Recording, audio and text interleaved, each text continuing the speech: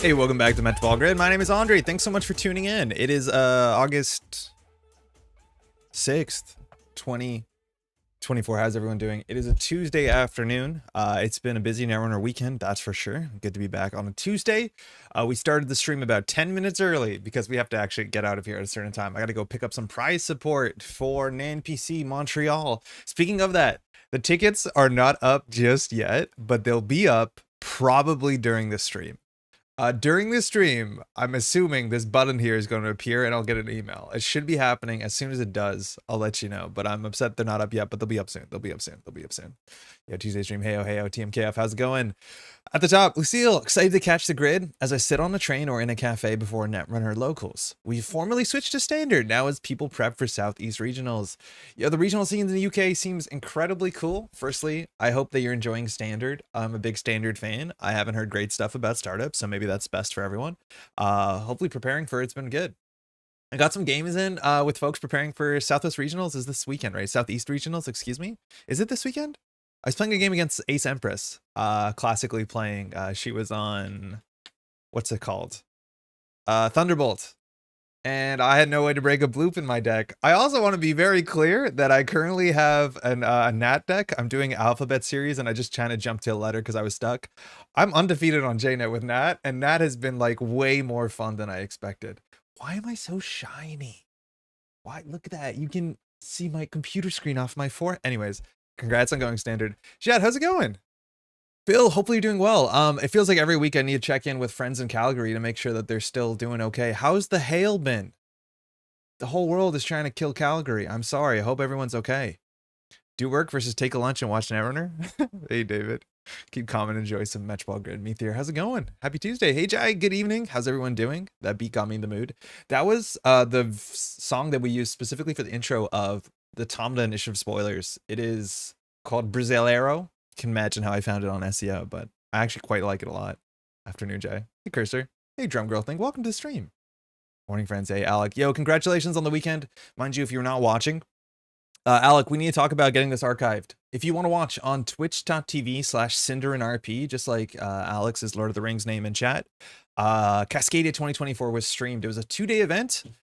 Day 1 was Swiss. Day 2 was a top cut. There were some minor technical difficulties. We kind of cooked a White Blade laptop. And then we had a bunch of people who were doing commentary from the distance. I wasn't able to watch Day 1 live, but I believe it was Peter H. and Yasangran doing the stream. And then both of them returned alongside me on Sunday for the top cut. I think the round 1 was cooked. We had some technical difficulties. Round 1 was fine. It was pretty one-sided, unfortunately. But it just seemed like a phenomenal event. If you went to Cascadia, I'd love to hear your feedback in the chat. I've only heard great stuff. I've talked to Whiteblade. He's pretty critical about his own organization and all, but I've just heard great stuff. So phenomenal. Mind you, Canada also kicked ass, top 4, all Canadian. Love to see it. I think Canada now has picked up multiple American nationals, which is usually an American trait. It's good to reverse those. Good morning, Clayton. How's it going? Izzy, hey, chat. How you doing? Wenjong, hey, yo, chat. Hey, yo, TMKF. Tuesday stream, JM. Brasileiro by Torrente Groove Machine, it appears. Did you Shazam it? That was the last song, yeah. Please tell me ABR is up. I have announcements to make as well. It's not. I wish it was. I know there's a hacked link to ABR, but always be running is down, which is a bummer for someone who has an event that you want to organize. Jai as well. So this, I don't know how long it's going to be down for, but it'll be a thing soon. Hey, Kevin. It's Midland Regionals this weekend. Nottingham is this weekend. SC Regional is another fortnight. Do you all have fortnights in Canada? Yeah, we do. It has like a battle pass, and I think it's on like season 13 though. It's been going for a while. You're shiny in the glow of fun from drawing cards with Nat. He doesn't draw cards. He anti-draws cards. How's it going, Center Isle? Solomir, congratulations. What a fantastic weekend. That finals match was like really, really exciting to watch. And I think you had very, very narrow lines, and you like, it's hard to be playing in that matchup against that player, but I think you pulled off a lot of really aggressive lines in the beginning. It was fantastic. It's also my first time doing camera setup, so we live and learn. Yeah, 100%. Yo, Alec, what are you doing with this? Because I'm pretty sure the VODs here are not going to last forever. So I'd highly recommend, if you want to download all of these, just to have them. Figuring out where to put them after, that's a different question, but these will delete themselves in 2 weeks to a month. I'm not sure what the time is, and I don't think you want that to happen. I think you should keep this stuff. It's definitely worth downloading. There should be a button on your account to pull them. Watch most of the pools for Cascadia. Sokka cleaned house. Sokka won Cascadia, a 50-person event. I can't pull up ABR to show you stuff. I can show you maybe the Aesop's tables. It was single-sided Swiss. Sokka has not won a nationals he's entered. I think Sokka has played in 5 in-person nationals and he's won every single one. That's pretty wild. Yeah, it's pretty good, I think. It's also back-to-back. Like last weekend was East Coast Nationals. He reclaimed or held on to Wiki's title and then went back onto the West Coast to finish it. So incredible. Yeah, what a player for sure. Sokka's a mini faction. It's really time for an ABR replacement. Kyle, I don't think so. Yo, Kyle, did you know this? It took me this weekend to understand that Gwumbus was an acronym. Was that obvious to everyone that Gwumbus was an acronym for the text that was in the bottom right corner? Like genetically worsened is the GW in Gwumbus. I did not know that. When the goat in the zone, what can you do? Yes, you knew it. I didn't know it. Okay. I've been asked to get them to NSG for their YouTube. I might put them on my own account too. Yeah, I think if you pull them, I'm not sure exactly how NSG's video team works, but I'm imagining someone there can edit it together and like eat out the rounds that like didn't work out and then just put it all together. We got the Gwumbus thing. I didn't get the Gwumbus thing. You can access ABR through the IP address. Yeah, Lucille, you plugged that last weekend. We didn't like follow through it. We probably should. Yeah.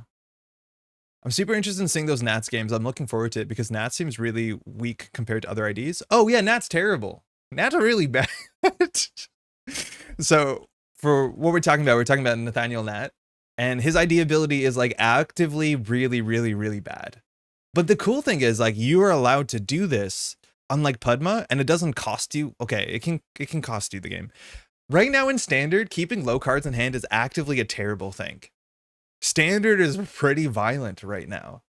The amount of punitive Counter-Strike is the highest we've ever seen. If you play into a personal evolution matchup, I played into multiple built to last, like a public trail into end of line decks. Keeping 2 cards in your hand is like straight up the worst thing you can do in the standard format.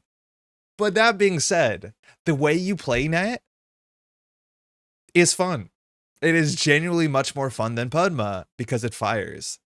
And I think, what does Gwumbus mean? Gwumbus is genetically worsened, unidentifiable, my bad, unindependent on Smubble.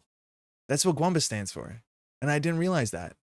I like that the Gwumbus acronym includes my bad. Yeah, I know. It's very funny. So what I've been playing in Nat, and I think the deck list I should change a bit because there's one interaction point that I haven't succeeded on, but unfortunately it's minus anti-Nat technology. Has anyone played Aniccam in Anarch? Aniccam in Anarch is like kind of cracked. It is the most fun. The version I'm playing on JNet's 42 cards. I think I moved some cards around. It's slightly different than this. I think the version I wasn't on Lagu, but it should have been on Lagu. I thought now was just a 40-15 ID that people played until Lu came out. 100%. I think that's not disaccurate, and I think I could play Lu in this deck and it'd be probably fine. But have you played Aniccam in Anarch? It's like the coolest thing. Because no matter what you do in this deck, you accidentally draw like 2 or 3 cards. We were playing a lot of Aniccam Chistushka host last meta. Very fun. It is so fun. And there's so many angles when Aniccam fires, right? Price trashes an event. Oops, you fire. Obviously, Price will have a fire too. Okay, obviously, Steelskin and Strike Fund, you want to hit them from your hand with 0. Oops, Aniccam fires. You draw 5 cards. We're playing Respirocytes, which is easily the worst card in the deck, but you're going to play because you're Nat. So you get this down, you throw out your last event, Aniccam fires, Respirocytes fires. Lagu should be in the deck. And it wasn't in the version that I've been playing on JNet, but it should be. The problem with Lagus is anti-synergistic with Nat, because you'll probably start your turn with 3 cards in hand. But when Lagu trashes an event, you end up drawing 2 cards with Aniccam. Like, it's just so fun. Like, no matter what you do, you're trashing cards. Guinea Pig trashes your whole hand, you end up drawing events, no matter what. What I also didn't realize, did you know this? So Respirocytes triggers when you have no cards in hand. Aniccam triggers obviously when an event is trashed. When you play Guinea Pig, say you have no cards in hand, this is what happens. If you have 1 card in hand and it's a Guinea Pig, and you play that Guinea Pig, it is in that limbo zone where it's playing. At that moment, Respirocytes fires, so you draw a card, and then you discard the card that you drew with Respirocytes with Guinea Pig. It just eats a card. It doesn't do the thing that you want it to do, which would be fire Guinea Pig, then draw 2 with Aniccam. It just, unfortunately, if you have 1 card in hand and it's Guinea Pig and you have Respiricides, it just eats the Respiricides card. And I did not realize that until it happened on JNet, and I was really upset about it, because it seems like it would be so much cooler than it is. This is easily the worst card in the deck, but it's very, very fun, because the idea is with Respiricides, if you have 1 card in hand and you play it and it's an event, heaven forbid you 0 a Strike Fund, or a Steelskin Scarring, you end up drawing Respiricides, you end up drawing Aniccam, and then if it's a Steelskin, you end up drawing Steelskin. It's buck wild. It is just like the most fun. Just about anything you do, suddenly you have 3 extra cards in your hand, and I've been enjoying this way more than I thought it would. This side of the deck is incredibly boring. I think I've changed Mimic now to Adore because I just can't break Bloop. 6 strength Bloop I can't break in lol in what's it called, Thunderbolts. I can't break Archer, so I think 5 strength Mimic is okay for most of the meta, but I think you can just play 1 Adore, 1 Mimic, and call it a day. It's really hilarious. Yeah, it's a really weird interaction that Guinea Pig Respiricides actually just eats your cards. Shout out to Respiricides Patchwork. I was originally on Patchwork and I thought it was really cool, but then it's like, wait, Aniccam just fires all the time, especially with Lagu. It fires on the opponent's turn half the time as well. It's just kind of buck wild. This is not the best thing you can do, but I've been having a great time playing it. Hey, David, did I self-sabotage going to the final thinking I was going to lose Osaka twice? Yeah. Oh, sorry, Solovir. Oh, man. Droids, it's going well. The local Honolulu meta has finally incorporated Borealis into the local meta. We're incorporating cycle by cycle into the local meta, due to shipping delays. It's been interesting.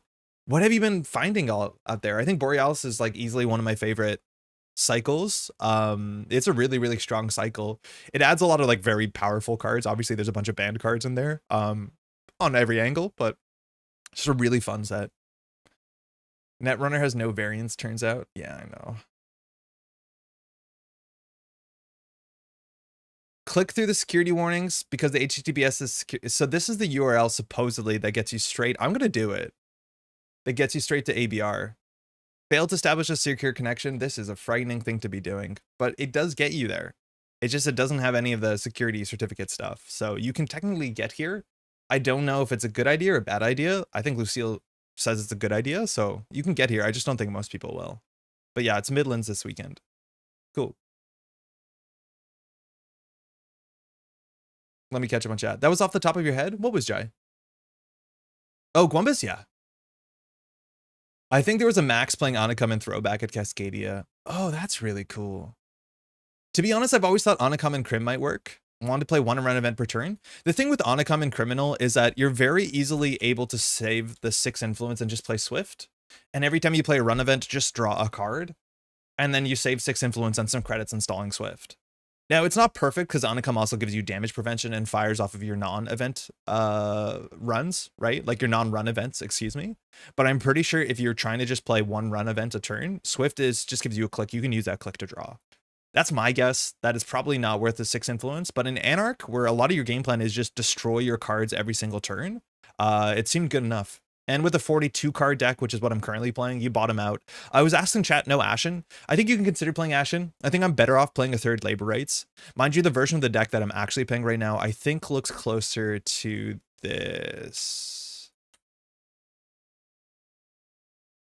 It has 1 Taka. I think it's closer to this, but it's 42 cards. So I'm not sure what else I cut. I'd have to check. I think there's 1 Respiricides. I think I'm a no Lagu right now, which is probably wrong. But I'm something like this. And this felt really good, honestly. But I do think the Lagu interaction is probably worth looking into. It's just like it's anti-synergistic with Nat because you end up drawing 2 cards at the start of your turn, and you don't honestly want to end your hand or end your game with no cards in hand, or your turn with no cards in hand. So this is unfortunately like a reason not to play Nat. But it has just been fun. You just get through your deck as fast as possible. Hey, how's Cascadia casting? Pod, it was good. How's judging? I have to go back and watch it later. We had some really good games on camera. I think we always ended up seeing it's like in the top 8 there was a bunch of players that we didn't get to see on camera. I'm not sure who was decided what was on camera or not. I wanted to see the freedom list, which we didn't get to see. We saw a whole bunch of the NEH deck. We saw a fair bit of Thule, but that was across multiple players. But yeah, there's a couple decks that we didn't get to see in the top cut, which was a bit of a bummer.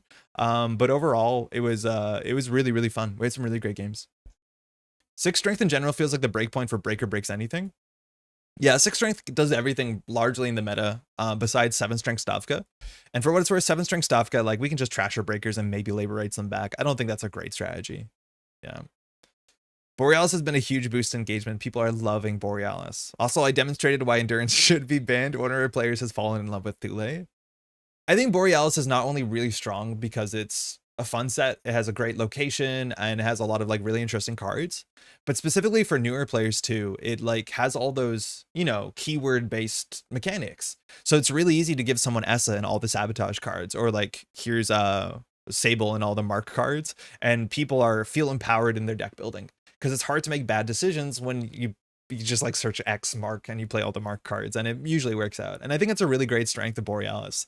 I don't think it got to the point where it got boring, where sometimes those sort of like heavy synergy decks are all the same, where it's like every ESA deck is the same, you know, 90% cards and then 10% flavor and influence. But I don't think it's proven to be like, I don't think that part has been getting me. Yo, it's Brick. I'm pretty sure Hams and I were fighting to see who could lose the Sock and Losers Finals as well. Yo, Brick, good to see you playing again. I know you're out there like kicking ass in flesh and blood. I was super stoked to see your name at top tables, let alone just playing Netrunner. Hopefully you had a great time on the weekend. Sock was telling Hams he hoped you win. I agree with Swift analysis, but the kill risk is real with Class Act. Is the only other mitigation Criminal has room for. Maybe a no free lunch if you're on the knife.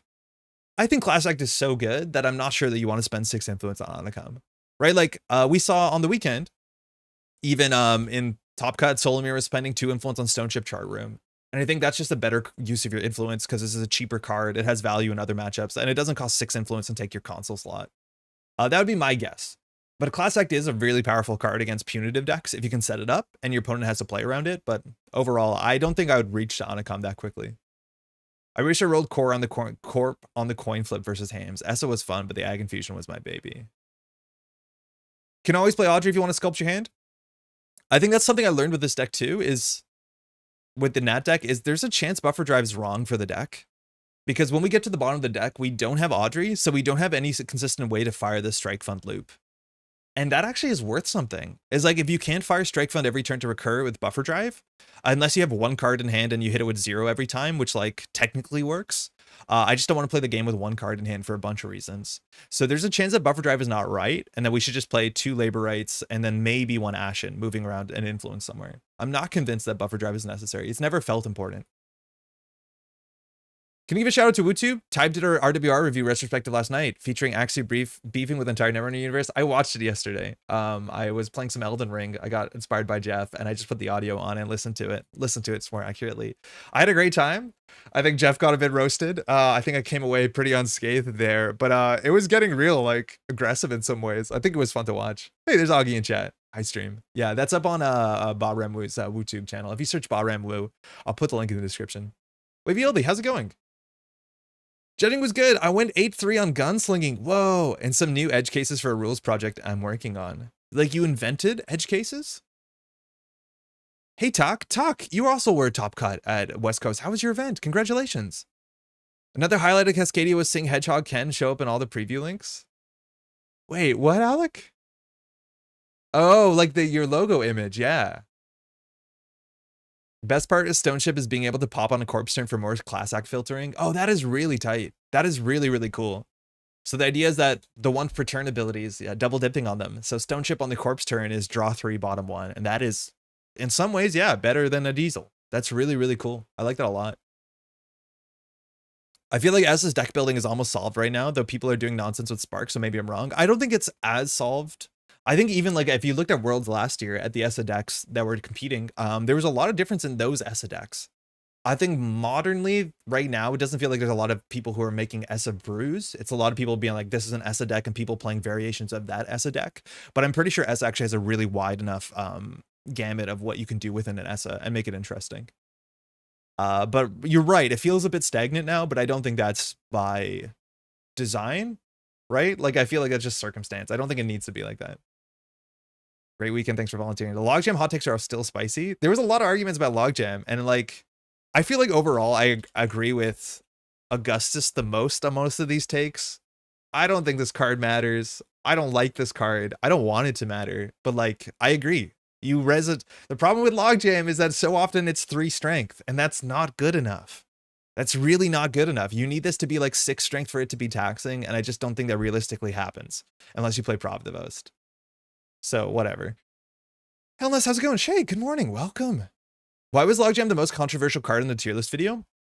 Because I think a lot of people have strong opinions about Logjam, because Logjam generally comes in 2 stages. Either you're playing against Pravdavost or Built to Last, and it's a 45-minute game, and Logjam is 19 strength, and you can't deal with it. Yeah, that happens. I don't like infinitely scalable ice. It happens. Or you don't see the Logjam, or you don't see the Logjam because the corporation doesn't want to res it, because on turn 1 it's in their opening hand, and they res it and it has 1 strength. And that's really bad. So I think the ways the Logjam is really bad is really quiet unless you're the one observing it by holding it in your hand. And the ways that are good are really frustrating because those sort of things burn into your, a bit more into your brain. And that is, you know, kind of human nature, that the bad things that happen to you sometimes get stuck in there a lot harder. But yeah, I don't know. It's not my favorite card for like 17 different reasons. And I don't think it's particularly doing anything in the meta. It's a bad card and no one will listen to me on it. Yeah, yeah, I need to be in chat rooting with Augie. I don't know. We have Pharaohs at home and Boomerang Botchless tech. Yeah, it's good against Boomerang and it's good against Botchless, but let's talk about cards that are not very common right now. Boomerang and Botchless. Hoofswing Botchless. Boomerang, yeah, that shows up as a 2 of in most criminal lists, but like, great. I don't know. It's not wrong, but it's just like, I don't think the game works like that. Essa can't break hammer? No, Essa can't break hammer well. You'd have to ban her through hammer, but hammer is also not that popular. I think the tiebreakers were also not hot on hammer. I think hammer is fantastic. Cephalopod new rules project. Do I need to be scared? Also, the PD versus Isla show match hype. I'm really excited for that. I'm actually really, really stoked for that. I like that more like money goes where mouth is on these sort of things. I want to see that sort of what is it? It's a Rosetta Isla versus PD show match, and I think it's gonna be great. I play 1 over 3rd Pharaohs, and it's usually fine in BTL. So like we did the Built to Blast list and we didn't even put Logjam in it. And like the reason was that's a rush deck, and in a rush deck, Logjam has 2 counters. And that means that they're going to break this with Cleaver for 2 credits. 1 credit. No, 2 credits. It has to be 2 credits. And like, to me, I'm out. I don't like it. I think you have to play like Hyper Glacier or Pravdavost or something where like you get infinite advancements, and I don't like playing that. Very well said. Should have had you on PR duty yesterday. Yeah, I got you. Just send me an email. I'll book my time in. I've actually come around fully on trashing cards can be instantaneous, and the steps are put it in the bin, but extra specification could be good. The Scorp Steel Skin? Oh, cool. So there was a Scorpios issue when it came to like throwback. This ID was fun. The amount of time it takes to build a Logjam bigger than Ferris is asking Arasana to kill. Yeah, I don't think it scales well. Henry, how's it going? How's your weekend? I think you played on the weekend, didn't you? It does have 3 subs, which means it taxes Cleaver early game for 2 and others for 3, and Banhart does 3 damage. Yeah, but there's just like so much ice in the format where that is true about all that ice, right? Like Pharaohs also has a face check. It's more expensive, but like 10 strength is what you want against a Cleaver, and you can get that sooner. Both of them die to Hush. One of them worse than the other. Like if you still have to Hush if you Hush a Pharaohs, it's still a 5 strength barrier. Like that can be meaningful. JNet lag is pretty bad right now. Yeah, it was yesterday. I was frustrated. There's like 20 games. I did some recording. It was bad. It got better as the night went on. There's just fewer players. The one area I've liked it was Rush Nuvum as Boomerang tech, but that was about it. Yeah, it's just like, I don't think I need Boomerang tech in my meta right now. Right? Like, do you know what's good Boomerang tech? Any ice with border control. Right? Like, I don't think I'm reaching for Boomerang tech in my Rush Nuvum list. I'm not sure. But I also don't play Rush Nuvum for many reasons. Ashnico played Botchless at EMEA, but I've not seen anyone pick it up. Yeah, it's like super uncommon. It's not very common. JNet lag will either slowly kill the online community or galvanize the Netrunner community to fix JNet once and for all. I think it's a hard thing to fix because I don't know like how we can be fixing it. I don't know if we're able to help. Obviously, JNet is open source, but I 100% think JNet lag is a problem. Talking to friends, they're not practicing on JNet because JNet is not good. Like JNet is in a rough spot where playing a game can be quite difficult, and it is causing people to disengage with Netrunner, right? Like it is very important that JNet is, and obviously bless JNet. If you want to donate to JNet, you can find a link. You get access to your alt arts if you want them, but like they need the support. But yeah, if JNet continues to like not improve, I think a fair few people might disengage, and that is frightening because this game slaps, and Worlds is coming up soon. And yeah, I don't know. Obviously, we want JNet to be good. As someone who like records gameplay, like I can edit around JNet lag, but like it's not fun for anybody. Yeah. I still play a Mulch-esque Hosh with Botchos, but I'm not winning any nets or anything. I want to pick up like Mulch-esque brews because I want to see the like tier 2 sleepy Mulch lists after we lost the console because they probably are still pretty fun. The claim the logjam beats Botchos is pretty loose unless you're going very fast and wait until it's 3 counters and your 10 strength ice still gets ignored. Yeah. And like that's a really big thing. It's like there's not a lot of scenarios in which the 10 strength logjam deck is like rushing behind it. Like you probably just put your Botchos on it and wait. And what are they going to do? Purge? Fine. Are they going to trash their 10 strength logjam? No. So you're right. It takes a while, but like Simulchip Botulus is 2 counters, so you can get there in 2 turns. I don't know. It doesn't seem bulletproof. And if it's a Shaper deck, they probably have Hush. Compared to Boto, I like Boto so much. I don't know. The fact that and like I need a good explanation. Why is Sokka not on Boto? Like 6 influence on Braun. I get it. It's Braun. Everyone loves Braun, but like Boto is totally fine.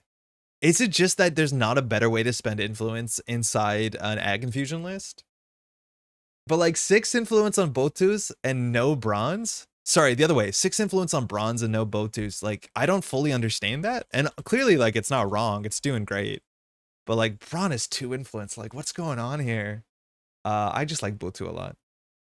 Hammer's better than Logjam? I think so, yeah. Cascadia is always a Mega Blast. It's such a good tournament. Heck yeah. Gailhar, I think most of the test groups have their own instance so they can continue to practice. Yes, I think that is true. I think there's a lot of people who have spun up versions of their own JNet so they can play, which is just not great because like the community is totally divided on like many different angles. Also, Gailhar, I got your email. Apologies. I know you sent another one today. Be like, hey, did I catch this? The email came in when I was on holiday and I marked it as read, unfortunately. It's a very interesting email. I might actually want to talk about it on stream if I have your permission a bit because it's a very cool topic. I thought they dropped a patch fixing the undo click memory leak bug. That didn't work. No. It didn't fix it. It might be better. It's hard to tell, but it's definitely not like how it used to be a while ago. Like it's not great. We're still on track for eternal deadline of With Dawn. Oh, Lucille's Netrunner client. Run 1,000 games at the same time with no lag. Hell yeah. Speaking of which, shout out to SBT for doing a GLC AMA. They called our next ban list early September. Yeah, Jai, actually today we're going to spend a bit of time going through that and reading through, I don't know if most of it, but that is something that I find it strange that this didn't show up on the Null Single Games website. But the Standard Balance team, about 5 or 6 people working on the Standard Balance team, did an AMA and Ask Me Anything on Green Level Clearance, which is a Discord channel you should probably be part of if you don't know what it is. Specifically, if you don't know what GLC is, you should be part of GLC. That's kind of how the rules go. So yeah, there's an AMA. It's good. They talk about, people ask questions about the Standard Balance team, how it works, their priorities, how it functions, general questions too. And it's a really interesting read. It does totally conclude with not a surprising take, but that we're going to be looking forward to the new Standard Ban List update at the beginning of September.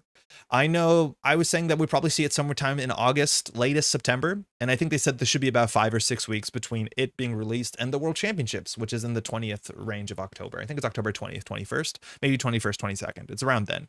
That's sick. That's enough time, I think, for most testing teams to crank it up. Oh, they're safer in chat. But I think today, especially if JNet's not very good, we might take some time to read through that because I think it's really, really interesting. Yeah, SBT leads in here. Paying 2 influence on +2 strength the majority of the game is definitely worth it.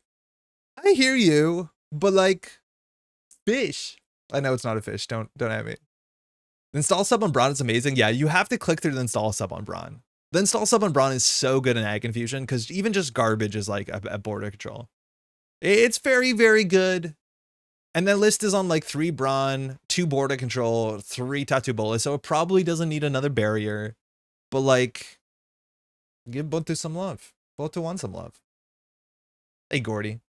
I'm going to go on a limb and hear and say Sokka knows what he's doing. I was going to curse really loudly at William there.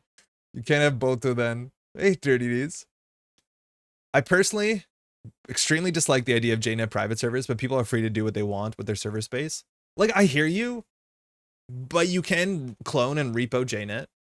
You can do it. The source code is available, mind you. And at the end of the day, if that's the only way people feel like they can get good enough testing, like, they're going to do it. I'm not excited about the idea, but like, yeah, it's worth looking at. You can talk about it. That's the whole point. Okay, very cool. 6 strength up front instead of a threat is not having to trash them HQ to end the run seems like a good reason. The thing is, like, whether you need more than 4 bronze in your deck. This face check is actually kind of reasonable. It's a really bad face check into criminals. You're right, the subroutine can be a bit annoying, especially for a deck that's also on Anoetic, where you need cards in hand, and sometimes that deck will just, like, for the first 5 turns set up, and then, like, basically, like, work on a Charlotte for a long time, and then have multiple agendas in hand, and there's a window where you have to run HQ, but no, it's not perfect. It's just, like, it's a Bolto. It's still fine. You should not be on GLC if you're prone to doom scrolling and procrastination. Brown versus Boto, is that a why not both situation? Sort of.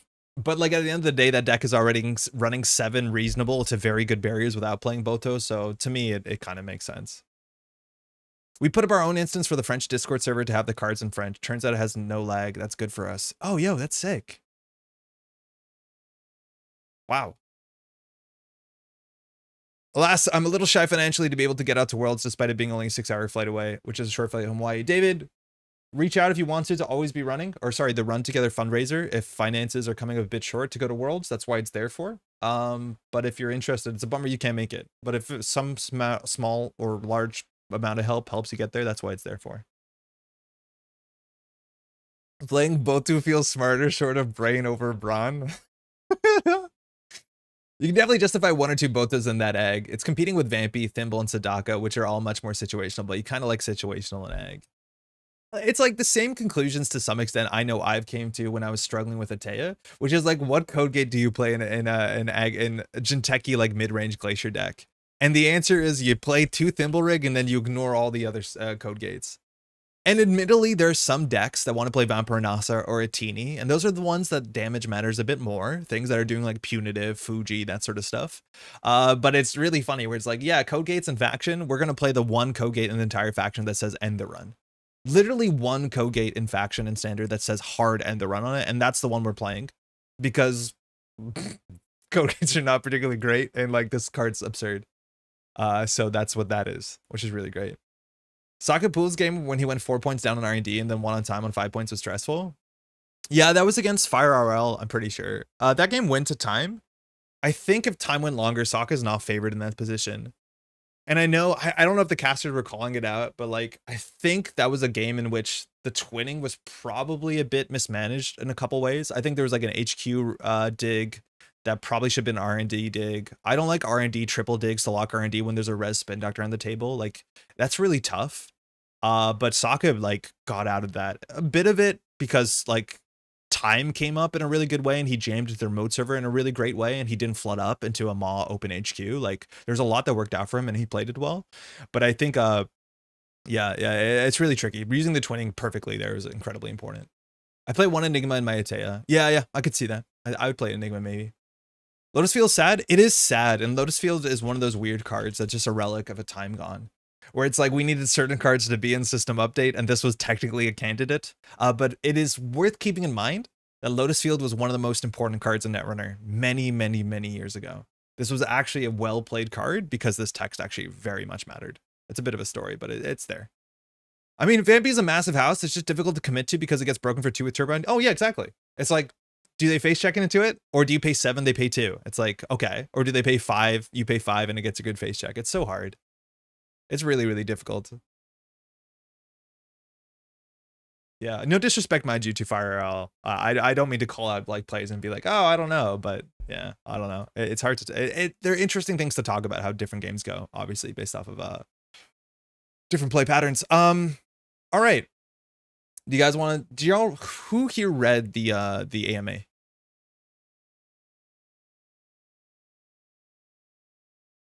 Also, does this have any place in a rush deck?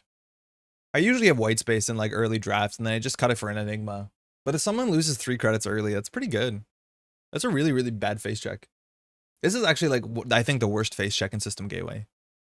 By a mile. Like click 1 running into a white space is really bad. You were asking? Yeah, I saw your name, Ether.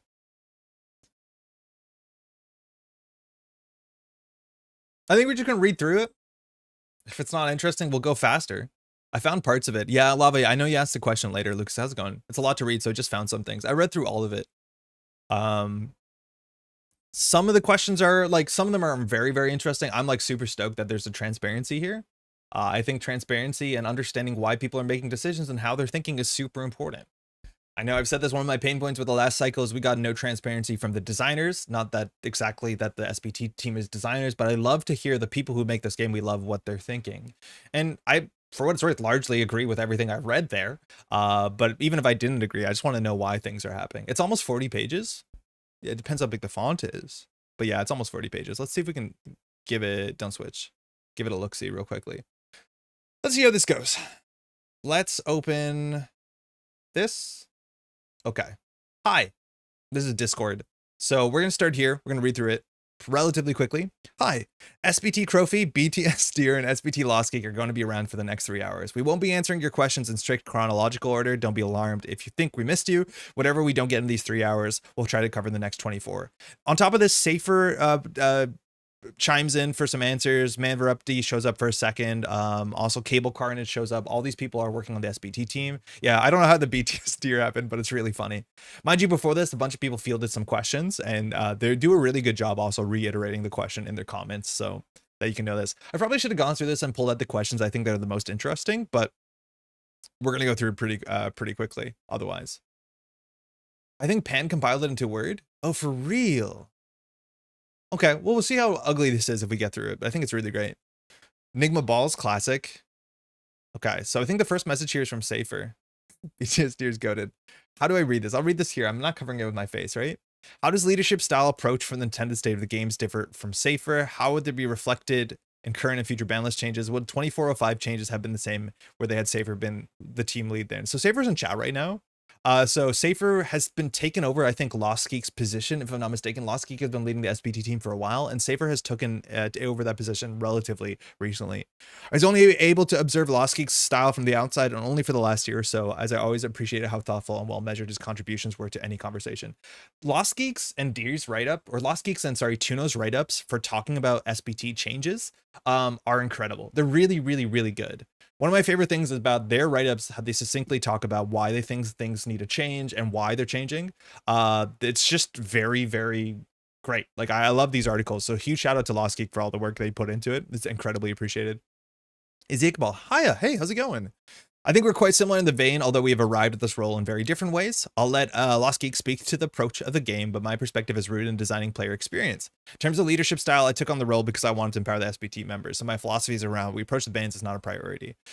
Cool. Oh, would there be changes if 2405 had gone differently had Safer been the team leave? Ultimately, yes, but not for obvious reasons. 2405 was when I was integrating into the team, so I sat in on the conversation to observe rather than contribute. When first identifying potential targets, the team was struggling to find appropriate targets, assuming no cards from RWR should be banned. Because I was intimately involved in RWR's development, and that's where Safer has come from, I reassured the team that if an RNR card was the problem, it should be a consideration. That is classically a thing that NSG has done, is they try to avoid banning the cards that have just come out. And for that, it is really notable that, as you might know, Tributary was banned out incredibly quickly. It was the fastest NSG self-ban. I also don't look at bans to be like, haha, you made a mistake, sucker, but more so be like, oh, we should fix this because the game is going to be in a better spot. Like, I think it's sick that NSG is confident enough to be like, our bad. And there's a huge story behind Tributary, for what it's worth. We haven't heard it yet. I'm pretty sure NSG said they'll talk about it because it's a bit of a, feels like a boiling frog situation. Forgive the barbaric potentially terms there, but yeah, that's an interesting thing. But I'm glad that at least Safer stepped in there to be like, nah, you can ban an RWR card. We might have goofed it here, which is great because yeah, Tributary is a bit wild. Okay, this is a great question. So there's a lot of questions asking about how long a game should be. If you ask me, I think Netrunner right now has gotten a bit too fast. I've been playing a lot of games on JNet that are done between turn 7 and turn 10. That's relatively fast. If you looked at Netrunner maybe, and I've been playing for a long time, not that a lot of folks from the SBT haven't, slower games back in the day were like 20 to 24 turns. And then short games were like 12 turns, 10 to 12 turns. A really short game was like 8 turns. And you can have really short games somewhat consistently in the standard format right now. I think some of my frustration is that because the game feels so fast to me, there's a big gulf right now between tier 2 and tier 1 decks. It feels like that because tier 2 decks are playing suboptimal cards, and in a game, if it's only 8 turns and at the runner, if you only have 7 times 4, if you only have 32 clicks, and then you spend like 5 of your clicks drawing cards or clicking for credits or doing something that is lower on the efficiency curve than some other decks, you're running into a problem where you just can't set up your convoluted engines before the game is over. That is a consideration. But then we looked at like this weekend when we're at Cascadia and we see Sokka playing Ag Infusion, and that Ag Infusion deck, like it's an 18 turn deck. It's a 16 turn deck. It still has some pretty quick ways to want to close the game out once it's set up, but it's not the sort of like PD that wins on turn 8. That was like the decklist of the week 2 weeks ago when I'm trying to play Pudma and having my face kicked in. So that's a problem. 12 turns being a shorter game is mind-boggling. Yeah, and like, I want to be clear. I think the game being faster is not a terrible thing.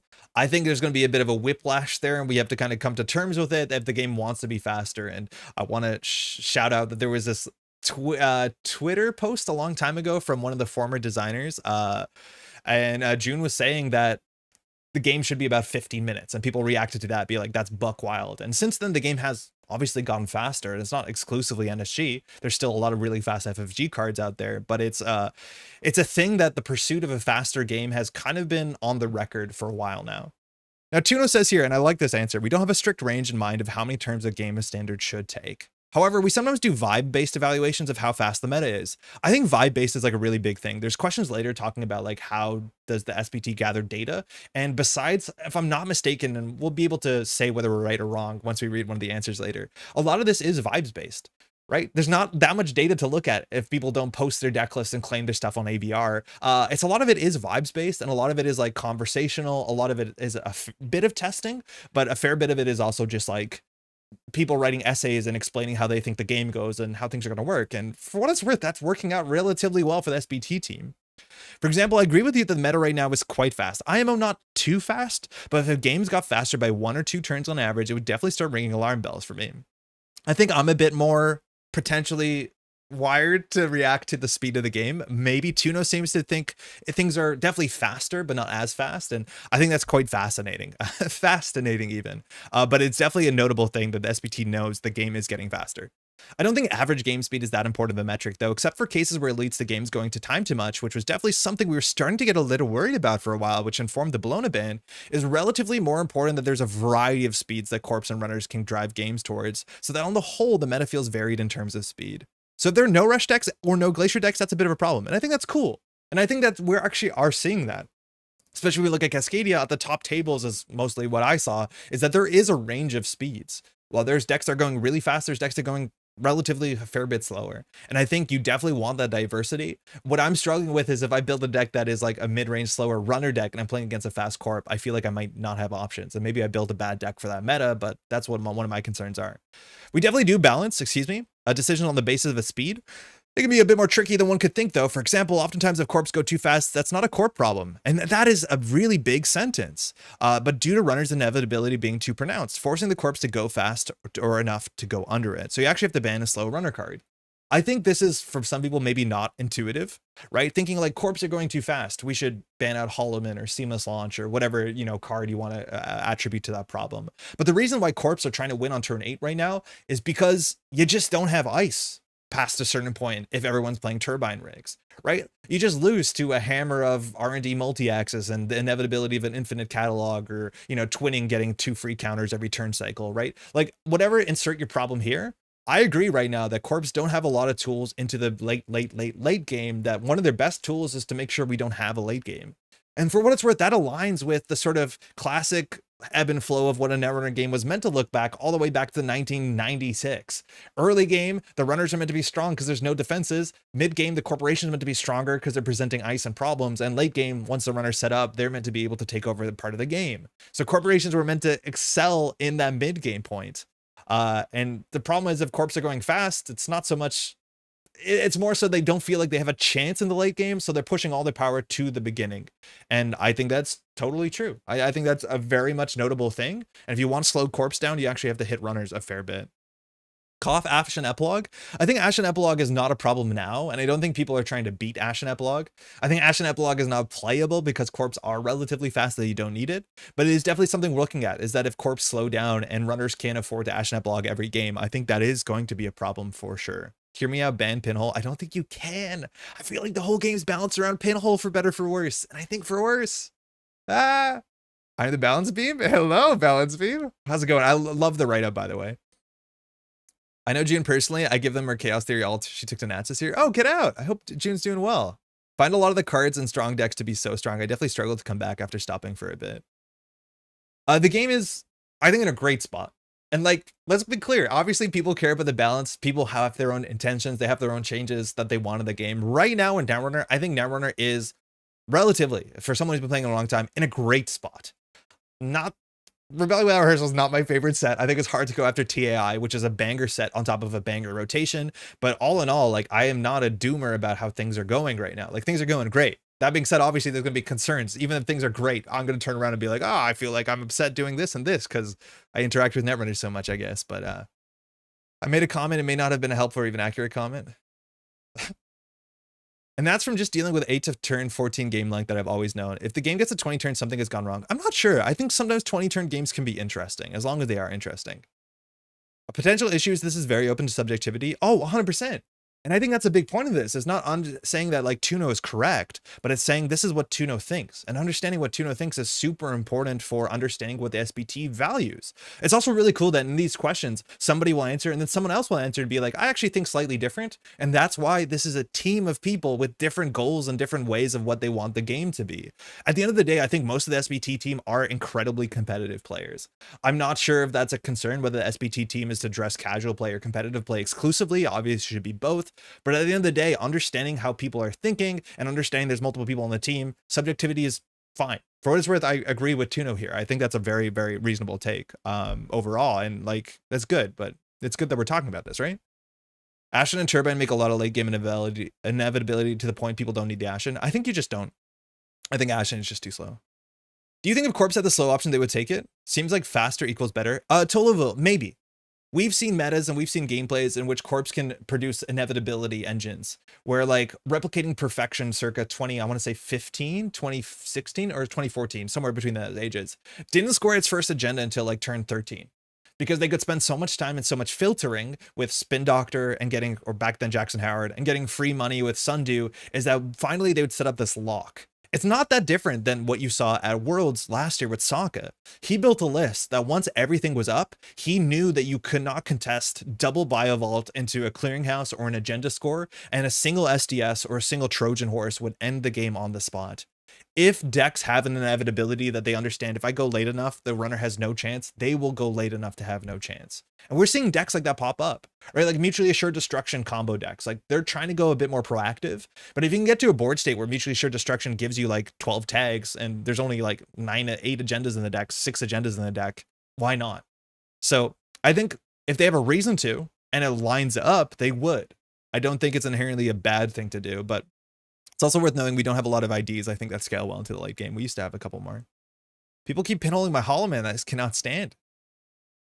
The faster the game gets, the worse the basic action card is. That's a question that comes up. And I actually think it's fascinating. The basic action card is one of the coolest things about Netrunner. And we've had this question come before. How good should the basic action card is a question that was actually fielded to the SBT and they answered it. And if you ask me, I think the basic action card, besides the fact that you need to use it to play events and operations and install ice and all that sort of stuff, lol, you have to use the basic action card. You're right. It becomes less important. But large parts of the basic action card are boring as heck. I think Tuna is a big proponent of this too. Rashida Yahim is a good card. It's a great card. It allows you to play better Netrunner. You get 6 clicks of the basic action card. And the basic action card clicking to draw is fine and interesting. Clicking for credits is boring as hell. The cool decks in the format right now don't click for credits. And in Netrunner, you have a deck of 45, 49, 40 cards. You want to play your cards. I agree that every once in a while you should click for credit. You should click for a card draw if you need to, and you should plan to turn around that. But I think at the end of the day, if we're spending more of the game playing our cards and not clicking for the basic actions, it's a more interesting game overall. Obviously, it's a faster game, and there's maybe some concerns it can get too fast, 100%. But I don't think using the basic action card should be a fundamental thing that every turn you plan to use it. I think the game will be more fun if you don't. Arkham Horror has a very similar system. I've said this before, where you have a 3-action turn and you have the basic actions, just like Netrunner. You can draw, you can click for a resource as their credit, you can do basic stuff. And more often than not, you end up in Arkham Horror using the basic action economy if your deck is bad or you're in dire straits. The game is more interesting when you're not doing that. The game is more interesting when you're playing Diesel, not clicking to draw, and I don't think we need to emphasize the basic actions besides playing a card, which is a basic action. Played some ONR this year, and those games were like 30 turns. Basic action cards were so good in ONR. Yeah, Izzy, we had so much fun playing ONR, and it's because the game is so damn slow. You can spend a whole turn clicking for 3 credits, and it's totally fine. And ONR, mind you, was absolutely charming because it's so refreshingly weird. But like, you don't play your cards as much. You take the basic actions more than you play your cards. Isn't known what the ratio competitive casual players make up the SBT? I don't think so, but I don't think a lot of players will like label themselves as I'm a casual, I'm a competitive. It's people who are generally more invested into the game, which means likely they're more competitive players. I think you would have to make your own decision. I don't know the full roster of the SBT anyways. Sokka keeps playing Control Runner in Glacier Corp and he's winning. Yeah, but he plays his Control Runner aggressively. He does. It is a control runner, and I would say it's more of a toolbox runner that can play control, but he does play his lat deck relatively aggressively, which I like. It's fun to watch.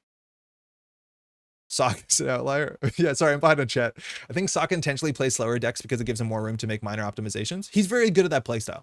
He's very good at like ice placement, planning for the future, understanding what his opponent's lines are, and like crushing those out. It works well for Sokka. I would be very surprised to see Sokka play like a Titan Transnational Fast Advance deck because he is eschewing a lot of the strengths as a player that he has. Not that he wouldn't do well with it, but it's just like, you know, there's a reason that Biovault is a Sokka card. I click to draw like a good criminal and you're gonna like it. The cool decks don't click for credits, Netrunner peer pressure. Yeah, but come on. Hey, Sonny D, how's it going? Gyro also, how's it going? Basic actions in Arkham are so rough. Yeah, they feel bad. That's when the horror sets in, when you're clicking for the basic actions. ONR where pay 6 to res a pad campaign is worth considering. And it's not even a pad campaign, is it? It's a pad campaign that lasts 13 turns. Like all the numbers on it are comically nonsense. 6 to res, 7 to trash pad campaign, that has 13 credits on it. Okay, let's go. As long as click to draw is real, I won't doom over it, but I would say I wish purging was more reasonable. I agree. I think purging is messed up. I think purging is not reasonable right now in the game. 100% I agree with that. As SBT, we don't really manage formats. The question is to expand on this. It seems like the decision might differ by format. Are smaller card pools lesser power level formats intended to be slower? They do a better job copy pasting the question in the near future. Are smaller card pools lesser power level formats intended to be slower? Is startup meant to be 20% slower than standard, which is 80% slower in internal based off of the card pool size, I imagine. I don't think SBT balances for startup or for eternal, so I don't think we're going to get a good answer to this question. They just don't. Those are other teams. We don't really manage formats other than standard, yeah. I don't think design development have particularly goals in terms of speed for startup and eternal, yeah. That's a problem right now in Netrunner, is that startup is relatively small. Eternal is even smaller. It's worth noting that all balance considerations when cards come out, I understand, from my understanding, are standard only. Maybe there's a chance that startup has something shows up in startup and it's a problem during design and they realize that, but yeah. I also love the term Falcons of Eternal has now become a bit more it's in on play mats now, which is important. That's really good. Lost Geek responding to the same question. Giving a number of turns is a good indication when talking about a specific format. For standard, for example, our aim is that fast decks win on turn 8, slow decks win on turn 15. That's a big range. That's double the size of the game, but I think for 15 used to be like a medium-sized game. If you played Netrunner again, like 6-8 years ago. But the number is different depending on the format and the year you're looking at. A game early on in its life could easily have taken 12 turns even on fast decks and around 20 on slower ones, yes. But a lot of those clicks went into drawing cards and clicking for credits, which powerful cards do is to compress more of those game actions into fewer and fewer turns. So that in extreme case you end up in with Eternal where it's at peak, decks could score 7 points in 3-4 rounds already. Yeah, you can lose Eternal games on turn 1, no big deal. I think the better metric is the average game length when players are thinking through their turns on a tournament level. Our tournament system aimed for 2 games to be playable in 65 minutes, and I think that is our overall target. No shout out for single-sided Swiss. If there's a grindy deck, but players click for credits a lot, 20 turns fits easily into those 30 to 35 minutes. On the other hand, a deck like Table Carnage might be quick, but the same 30-35 minutes go into trying to not die to various combinations of cards and effects on the board. I think that's a cogent point, is that game length and turn length sometimes are not the same. And a lot of times when I play grindy decks, like I'm playing, 59 card Hyper Ice Op deck, a lot of turns, my turn is just credit, credit, credit, credit, pass. And so the stats say it's a 27 turn game, but like my turns honestly took half a second because I don't have to do anything. I'm not bitter. Sorry for the game we played last night. What I wanted to say here. I forget. I had a point here. It's fun. You can lose a standard game on turn 1. We've proved it all. Yeah, I died on turn 1 last week. It's fine. Click 3 purge. Next turn I get 1 click. Yeah. We should bring back the ONR style purge. Yeah, ONR style purge. You could purge between turns. You just have to spend 3 consecutive clicks. They could be on different turns. It is absolutely broken. And like not broken as in like balance, but like, God, it's so ugly. Yeah. The Word doc is structured with the questions. Can you link me to the Word doc maybe? Has there been any word on the startup panel? Tolaville, I'm not an expert on startup, but I know they were recruiting for the startup panel in their last recruitment drive article, which went up somewhat recently. Izzy responded, we're recruiting for the next startup forum panel in the July 2024 recruitment drive. There you go. We would love folks to get more startup focused folks from Dawn playtesting. Small plug. Yeah, Saver, great plug actually. Playing Glacier BTL, you do most of the thinking on your opponent's turn. I posted in general of GLC. In general. Okay, hold on. What's an ODT file? Okay, give me 1 second. This might be better.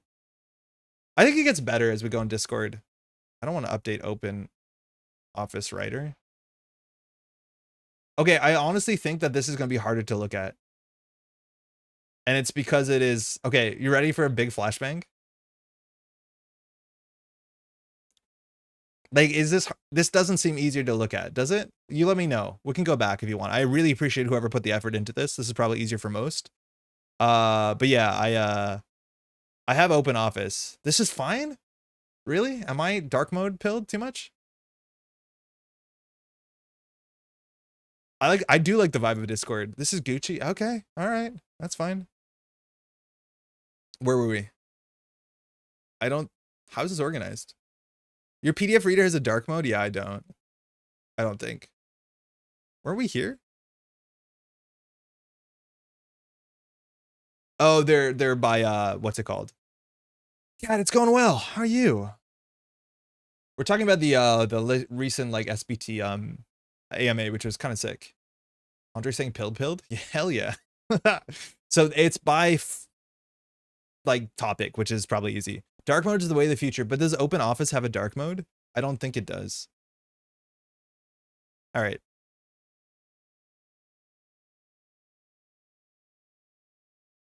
I like to think of the SBT more of a collective rather than a team led by a single person. When Michael stepped down as lead, I took on the role, but my main contribution as lead was very similar to what Safer is. Okay, cool. How would you be reflected in the current future ban list changes? You should not expect any changes. Cool. We read most of that, I believe. The ban list article's justifications for changes that you all put out are excellent. Agreed. While SBT's conclusions may sometimes differ from my opinions on part of the community, it is comforting to know where the data where players are generating is being collated and analyzed in a useful way. And the articles you put on go a long way to reinforcing this impression. This is a question from Jai. Keep it up. And the more in-depth you can make your explanations in terms of statistics, projections, and alternatives, the better. Thanks for mentioning the ban list articles. Again, I want to shout those out. They're great. And they take time to write. Like, that is a big thing that comes up in a lot of the questions of how much time does the ban list spend to do stuff. One of them that takes up a fair bit of time is like just writing articles takes a while.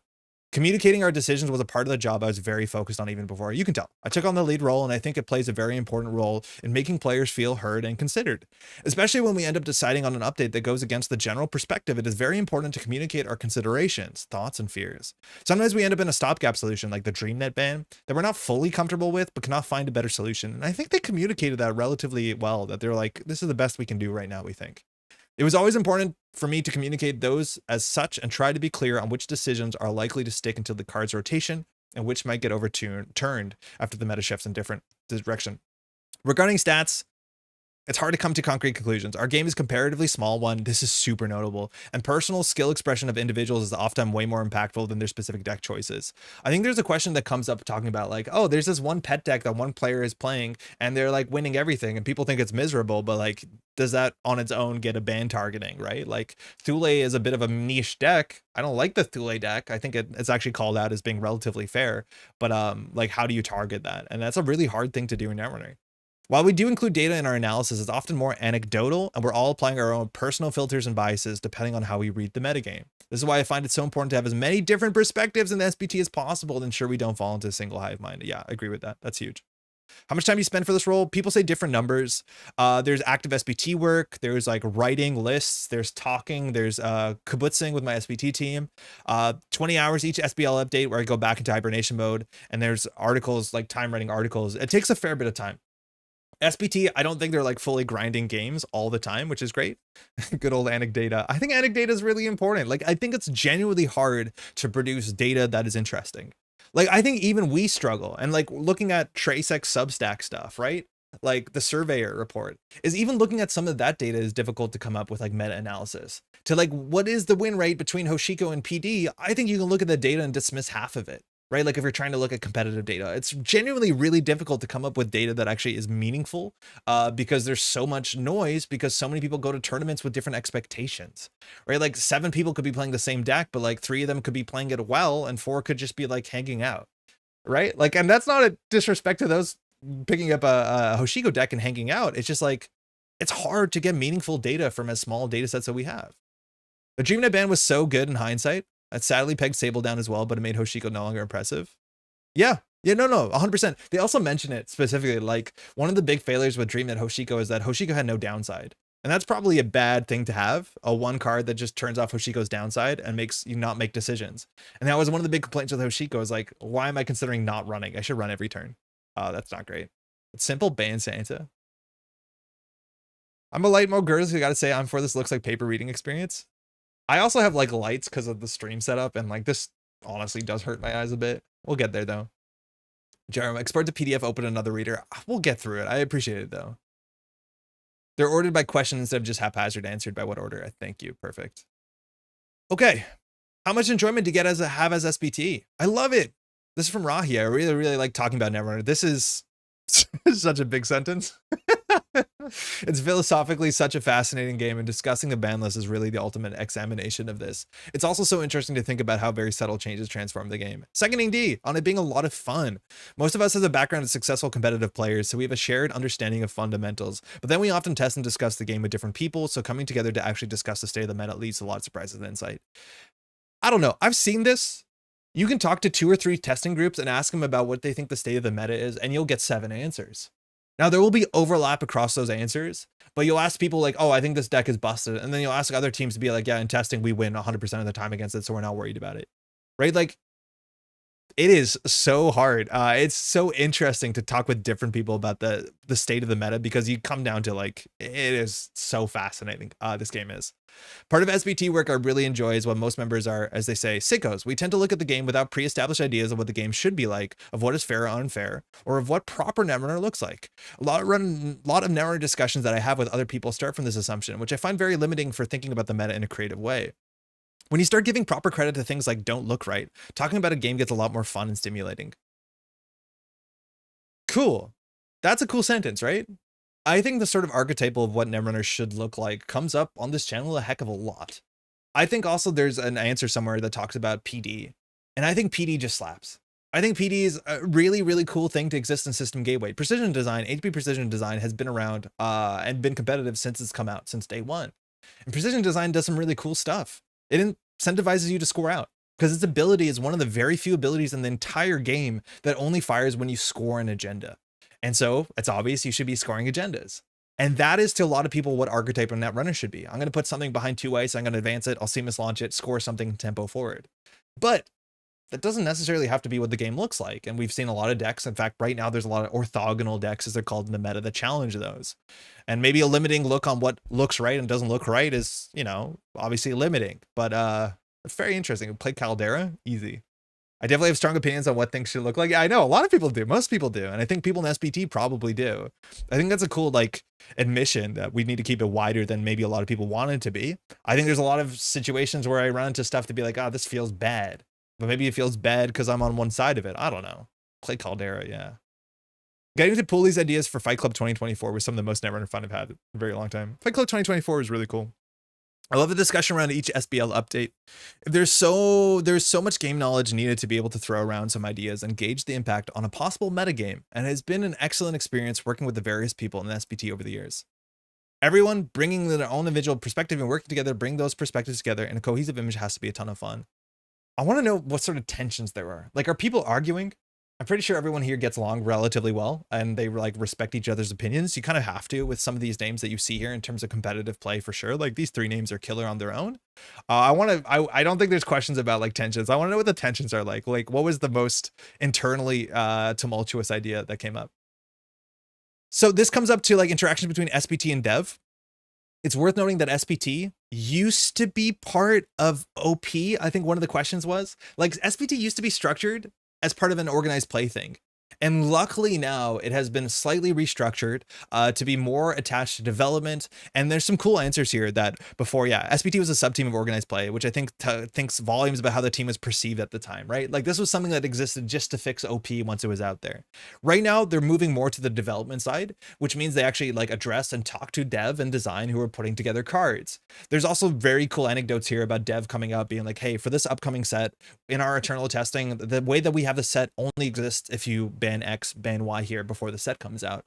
And every once in a while we have cards like that, or we have cards that are banned alongside a set release. I think the last 2 releases have had a balance change that coincide with the release of the new product to be like, dev has said that we cannot have X when this whole set comes out. And I think that's great. So some of these decisions come from dev. And I think Crofy talks about here how when these decisions come out, SBT takes dev's word for it, because what else are they going to do there, let alone, yeah, they're probably right about it for sure.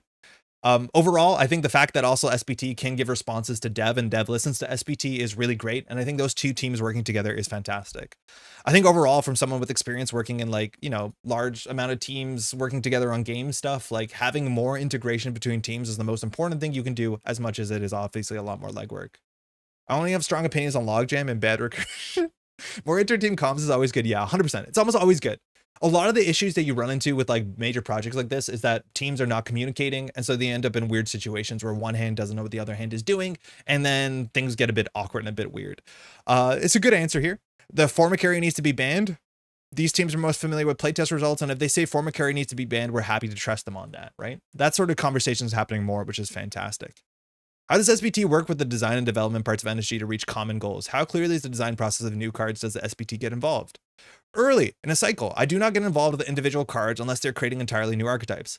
I mostly focus on general trends in the set, archetypes that are hit really hard by rotation, large picture changes to breaker math. This is where I consider myself most useful. I'm a pretty bad judge of what will be fun to play, but I'm very good evaluating where a meta is. I'm usually looking for unforeseen changes that a rotation will cause of niche archetypes that the dev design team don't consider as much. Design around rotation is so difficult.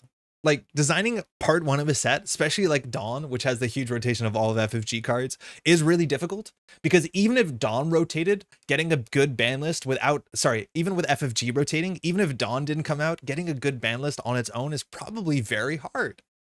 There's a lot of things that change within the format, like the value of tags, the value of certain breaker suites, the value of certain ice face checks. Like all this stuff changes so much. The TIA rotation, right? Like we talked about, well, Titanium got banned out, and in a world without paperclip, Titanium seemed like an absolute nightmare. And so that was one of those sort of considerations. Like in this environment, we're expecting this to be a problem. We have to get ahead of it. This is great. This is exactly what you'd want it to be. How much is a lot more legwork? 2? I think 3 is the most you can do. How do you deal with navigating community spaces with a kind of insider knowledge on changes that are coming? Seeing conversations on stuff that's going to change soon, but you can't say anything feels really difficult. I've heard from like dev and design too. They've been like candid about it. I remember being at Worlds 2022 in Toronto and hearing some folks from NSG laughing to be like, oh, y'all are still playing with hard-hitting news. I can't imagine that, because they're like mid playtesting the next rotation for TII, and hard-hitting news isn't a card to them anymore. That's really funny, because obviously you have a different perspective and you have to sit there kind of closed mouth hearing people say things that are either totally accurate or totally wrong and not say anything about it. I stopped engaging in situations where it was an issue. Sometimes I find myself flicking through GLC and moving to answer a question, then deleting what I'd written because it was so carefully worded to avoid giving information I couldn't freely share away that it just became far easier for someone else to answer it. I think also like leaking information is a constant fear. Shout out to Jeff. We always try to bait him into leaking playtest card names after release, but takes a fair bit of work to accidentally not reveal something that you've already that you kind of known. Rashida, you'll be missed. Yeah, I'm waiting for Rashida to come up in conversation because she does. I find it pleasant rather than difficult. When people try to catch a glimpse of my anus axe, I take a sip of my drink and grin at their foolishness. Genuinely keeping a secret is fun and exciting. I know I've heard feedback too of many times on this channel. We've said something, a prediction for the future or a hope and a dream of what we'd want. And then secretly that stuff is happening and has been happening for a long time behind NSG. And I've got positive feedback about that at the point where they can talk about it, to be like, oh, hearing that you said this and that we aligned with that and we were already done it, we felt really great about it, which is great. How do you reduce bias of faction playstyle preference? That's not really a thing I've considered. What do you think is, what I have considered, what do you think NSG's favorite faction is?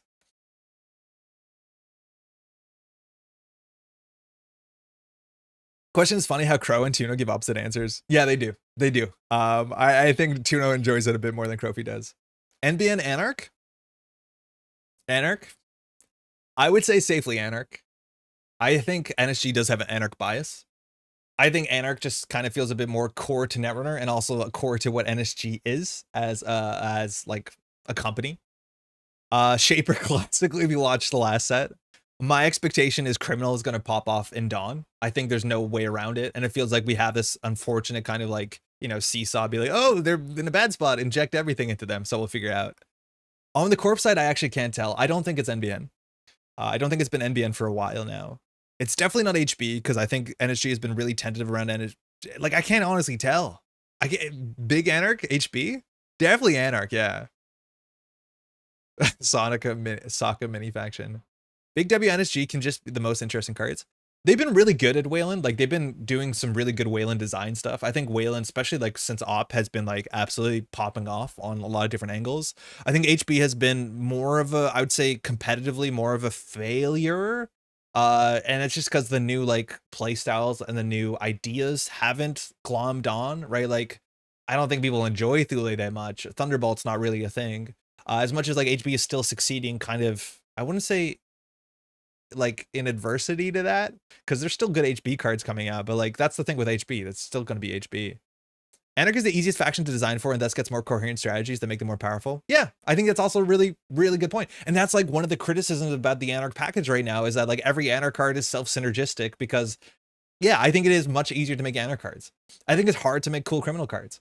I think Shaper is also a tricky thing, more so for balance. I think Shaper is the hardest faction to balance for because inherently the ability to produce anything all the time, all at once is like, ooh, that's hard.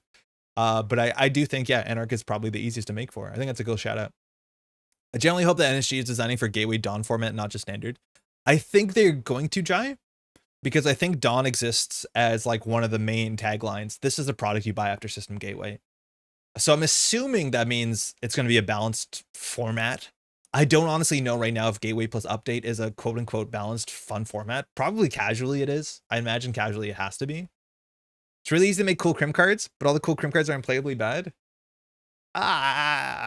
Maybe cool is a different term there. Thule is currently top tier. NBN tag decks are underplayed IMO. Thule is like, I don't know. I'm not even sure if Thule is top tier. I think Thule is really good. How's it going, by the way, Diogen? Casually, it definitely is. Okay, that's good to hear. Coolest crim card is Reprise. Hey, Tarians. Tag decks are good. I think tag decks are like in a weird spot right now where I think they're very, very, very good in casual play. I think they're very, very good in your Swiss rounds. I think in open deck lists, I think it's very hard to make an NBN tag deck that actually can hold its salt. For me too, when I'm talking about what a deck is good, quote unquote, capital G, neutral, attaching no values to that term, I think it's really hard to make an NBN deck right now. I won't be able to be sadistic. Reprise is so cool. It is really cool, but like, I don't know. The criminal deck has slots issues for that. The big part of Jinteki's core identity is sort of inherently toxic. Sort of, but I think the big part of Jinteki's identity pool is like, I'm not sure. It just feels so all over the place, right? Right, like Ash's Jinteki was nearly worthless. Isuak is Isuak. Atea is struggling to get purchased. Like, it's coming back, but unfortunately, like, so much of the Jinteki card pool only supports one thing narrowly that doesn't really work well. Compared to other factions, like Wayland is just so wide. It has like 7 different archetype factions, and like Jinteki has 1.5. And it's just, there's not a lot of flexibility in a lot of the tools they have access to. Damage is a mechanic with a very sharp non-linear payoff, so it's very easy to go over the edge, and sometimes you just risk averse and balance it super conservatively. Yeah, and rightfully so, our anonymous friend, right? Like, I think we both played in metas where like too much damage was really bad. It's not fun. Yeah, it's hard. It's like, I want to be very clear. If I'm critical about this, I don't have an answer. I'm just highlighting what I think, which is oftentimes wrong. But I just want to be very clear when we come to this sort of criticism, like, it's not perfect. Hey, Luis Alberto Gonzalez says, Glonna, how's it going? Love your content. Your commentary during games is fantastic. I really hope helps me to follow the action, not knowing a lot of cards interactions. Thank you. Oh, cheers. I wonder if you watched on the weekend. I think we had a great time there, making things make sense. Also, for what it's worth, we have like 4 games coming up from Gnat's live in-person play. Shout out to Neon Static that has started to get stuff up from the East Coast Nationals as well. QTM should be having some videos up, so more in-person play across the table. My first game for the series, I was like, yo, Eric from Neon Static, do you want to do commentary? And he said, hell yeah, I want to. And then he went on vacation. So unfortunately, I have a bunch of the stuff edited with Pat, and I'm waiting for Eric to come back so that we can record the first video so then it can come up. It'll be coming up soon. Jinteki is the Corp. Patrick, how's it going? I don't know what that means. It's like I also got the Klavetnik treatment of the card mocking itself. Ag Infusion is the most interesting Jinteki I've experienced. I'm like torn with Ag Infusion because it's interesting, it's cool, it's made some of my favorite games I've ever played. But also like I like run events. I don't know. I don't like breaking big ice over and over again. It's a weird like push and pull for me. It's the corp from which all other corps were begot, design-wise.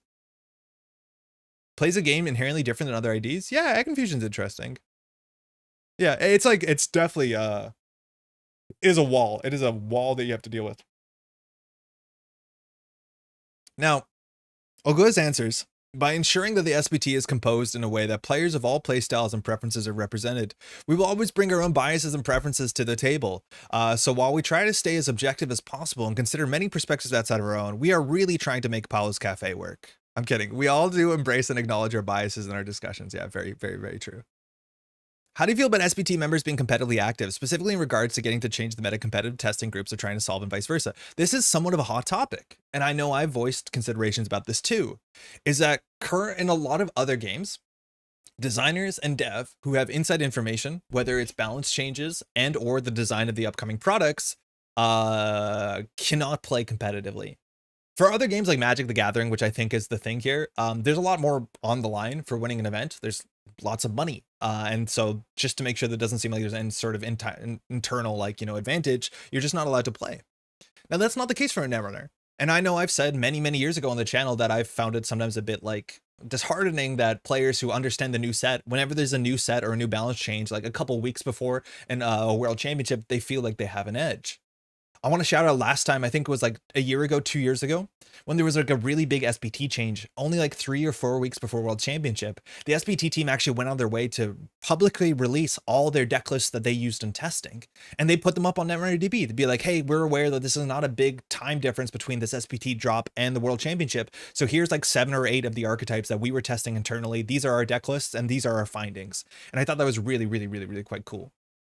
Now, what do I think about this? I think Lost Geek will read his answer, but he basically says like it's a minimum difference.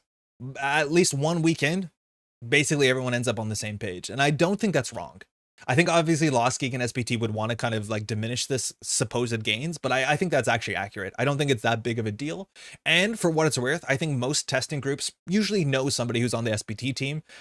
This is unfortunate. And so there's probably a bit of a heads up that most community can either guess how things are going or have an idea of how things are going to end up.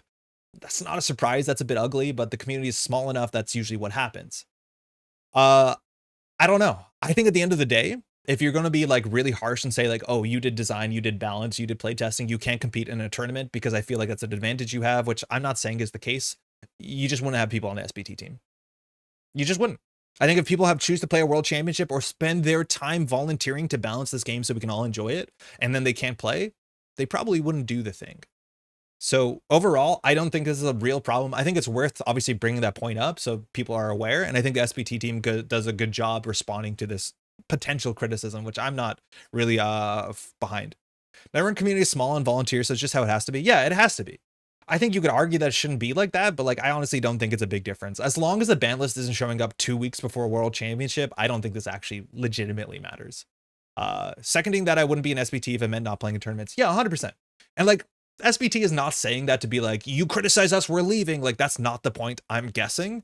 But more so, I don't think it's a legitimate problem. And at the end of the day, I just don't think this is a hill to die on, because it is an issue. If you want high competitive quality folks, again, you also want casual folks on SBT, let's be clear, to do this work. Correct. Gen Entropy, how's it going? No format can get solved faster than being exposed to the whole community. Oh yeah, 100%. Yeah. I don't think the 1 week advantage, the month advantage of testing actually is worth anything. As long as it's been out for like 3-4 weeks. The same issue applies to playtesters to some degree, but in all major games, there are playtesters who are also competitive players. Yeah, 100%. And again, you need your playtesters to be competitive players. You need the call to actions to be like, hey, best players in the room, I need you to try and break the set, because otherwise the set's going to come out and you're going to break it there. So playtesters generally need to be of all calibers of play, but it's also important that some of your playtesters are some of the best players in the game. And you can't have your cake and eat it too. A bunch of S tier players win without being on the inside, so I think things are fine. Yeah, exactly, that too. Also, I feel much better than the SBT team members care about comp play, since their play experience also hinges on making informed decisions. Yeah. I think it's sadly the cost of a small community, but hopefully it's as small as a difference as they say. I think it is, Lucas. I'm pretty sure it is. I know you have to take their word for it, but like it legitimately is, from my experience. I've been playing for a while. People tend to overestimate the impact of our knowledge on the competitive meta game. For what it's worth too, like after the SB team launched, like here are the 8-9 decks we were testing. Here's the update for Worlds. Like none of those archetypes did anything, because everyone's like, we figured out something else. It's fine. What does SBT stand for? It stands for Standard Balance Team Spiff. So these are the bunch of volunteers that do the standard ban list updates. They're the people making the banned list for Netrunner and making balance changes.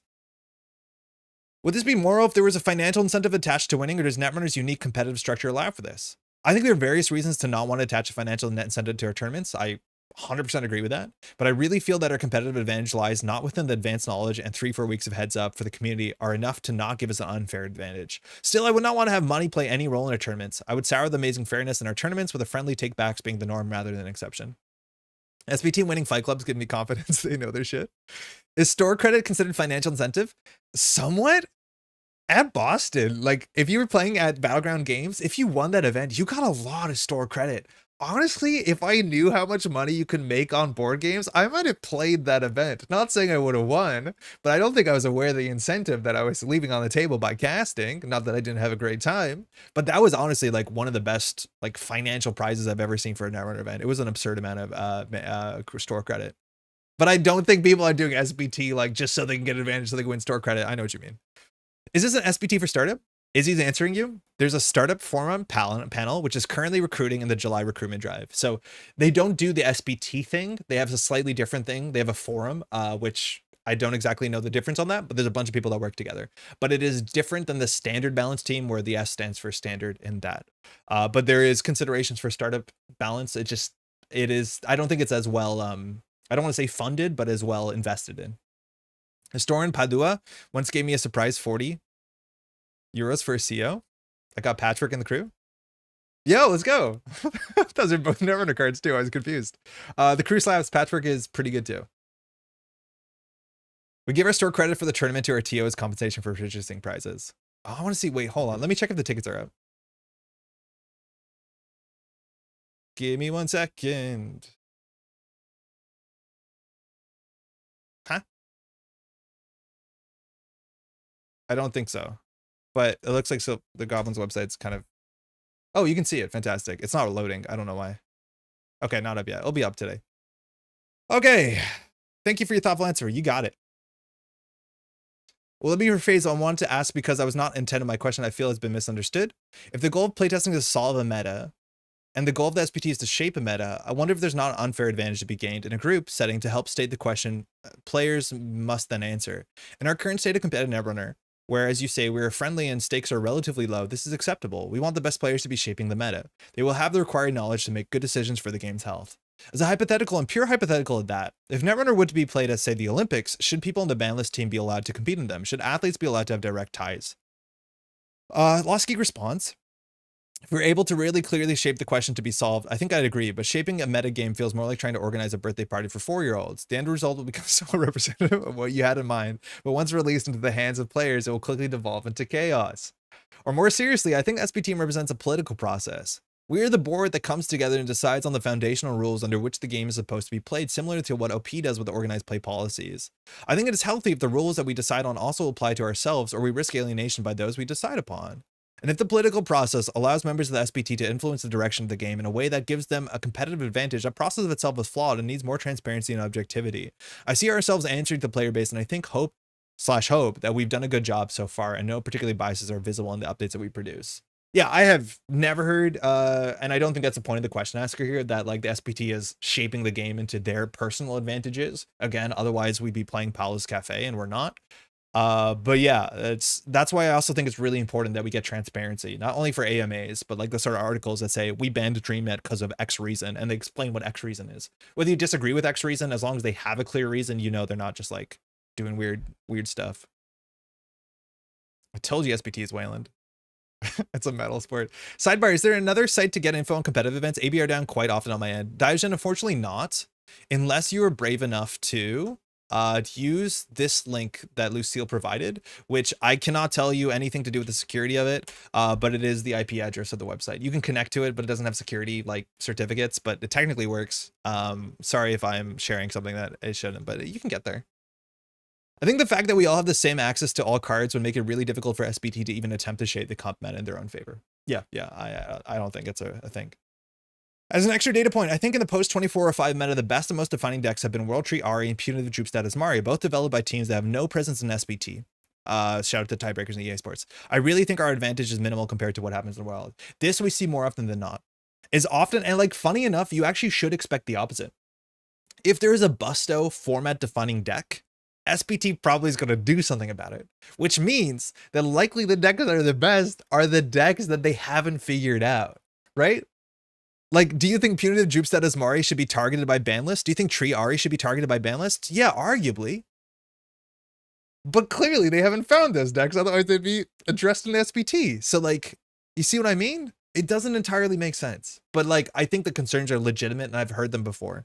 But just keep that in mind, right? There's a lot of reasons where I think it's a totally fine. Like, I feel like this is an attack on the question asker. It's not. I'm glad they asked the question. It is an important question. But yeah, it's very, very important that there's an accountability there, because they are playing the same game competitively you are, and I could understand why you feel there's a disadvantage. Is Andre a World Tree ban apologizer? No, we're gonna ban that thing, right? Right? EA Sports is just a bunch of local nerds from a couple of minor cities in the UK. Yeah. On the standard format, what is desired game state of Netrunner you're trying to create versus the ban list? Is there a particular dynamic or play experience you want to create or have playtesters not experience? That's such a like hard question to answer. Let's see what Ogus does. Not necessarily, but we do aim to keep the game enjoyable for as wide of a group as possible.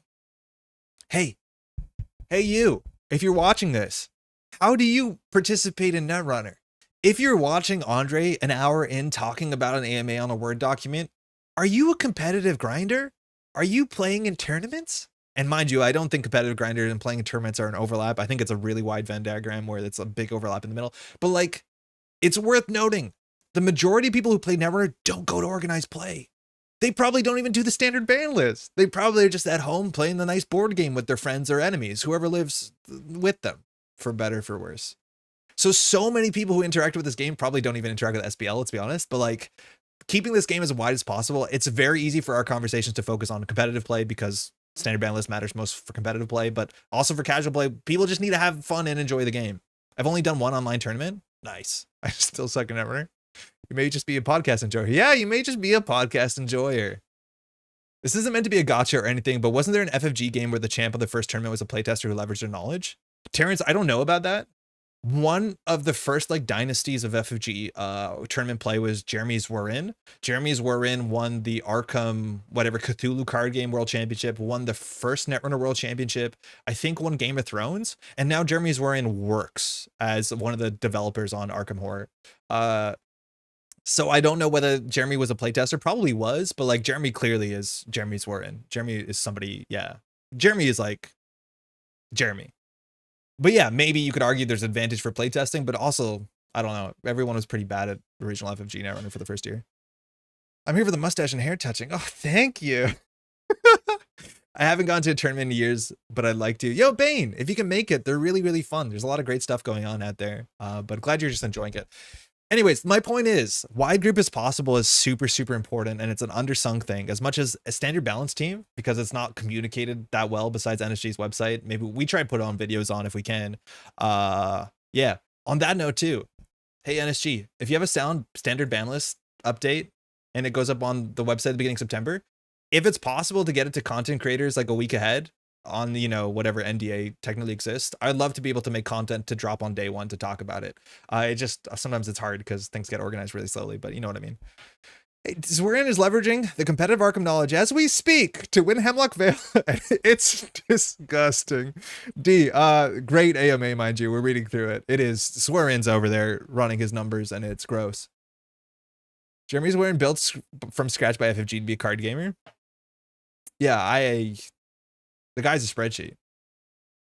I think Jeremy's now doing Star Wars Unlimited. That seems like it makes a lot of sense, Nacho.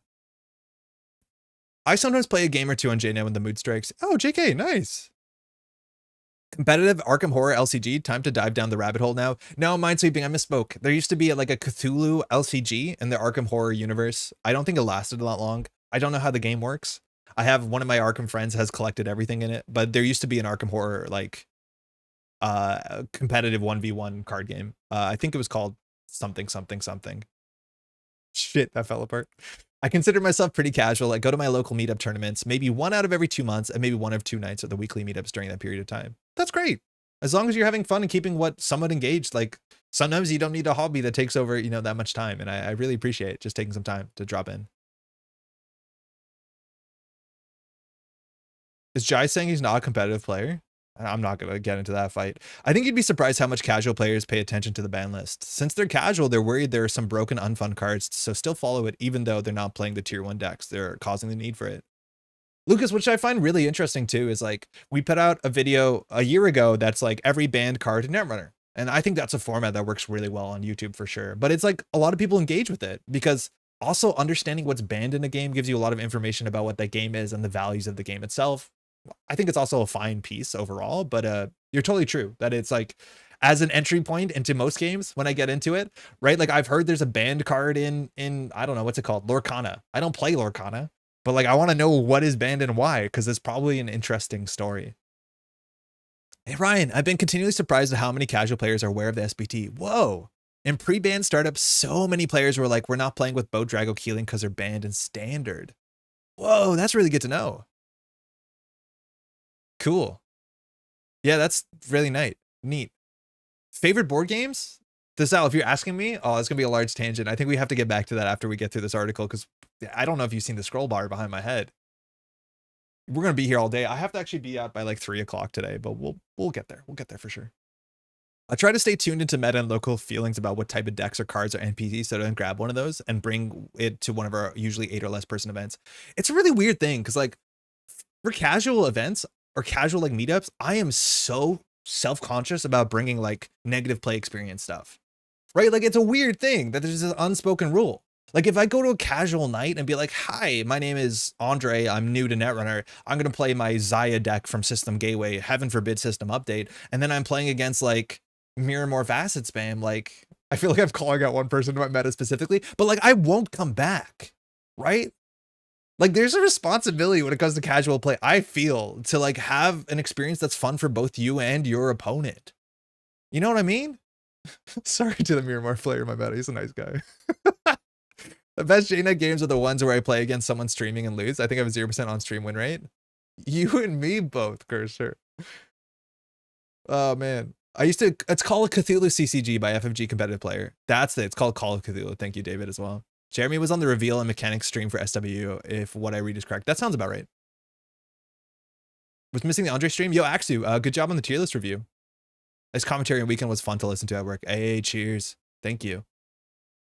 I should build a Comfear Corp deck. The only thing I currently have sleeved as Thule and as Mari. Yeah, like that's the thing. If I go to like my locals and play as Mari, oh, you died a punitive on turn 1, like I feel like a dick. I don't want to do it. I consider myself a very casual player, but it conflicts a bit when flying to Bergamo to play in a tournament.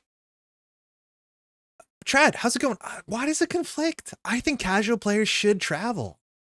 right? Like, I'm saying that you can have a wonderful weekend surrounding yourself by friendly people that care about the same thing that you do.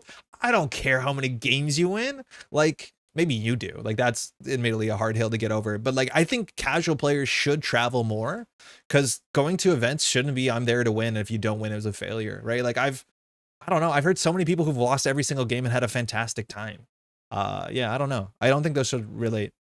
I have an unfair SBT advantage, but it pales against my biological Netrunner advantage as a trans. Would anyone ask about that in the questions?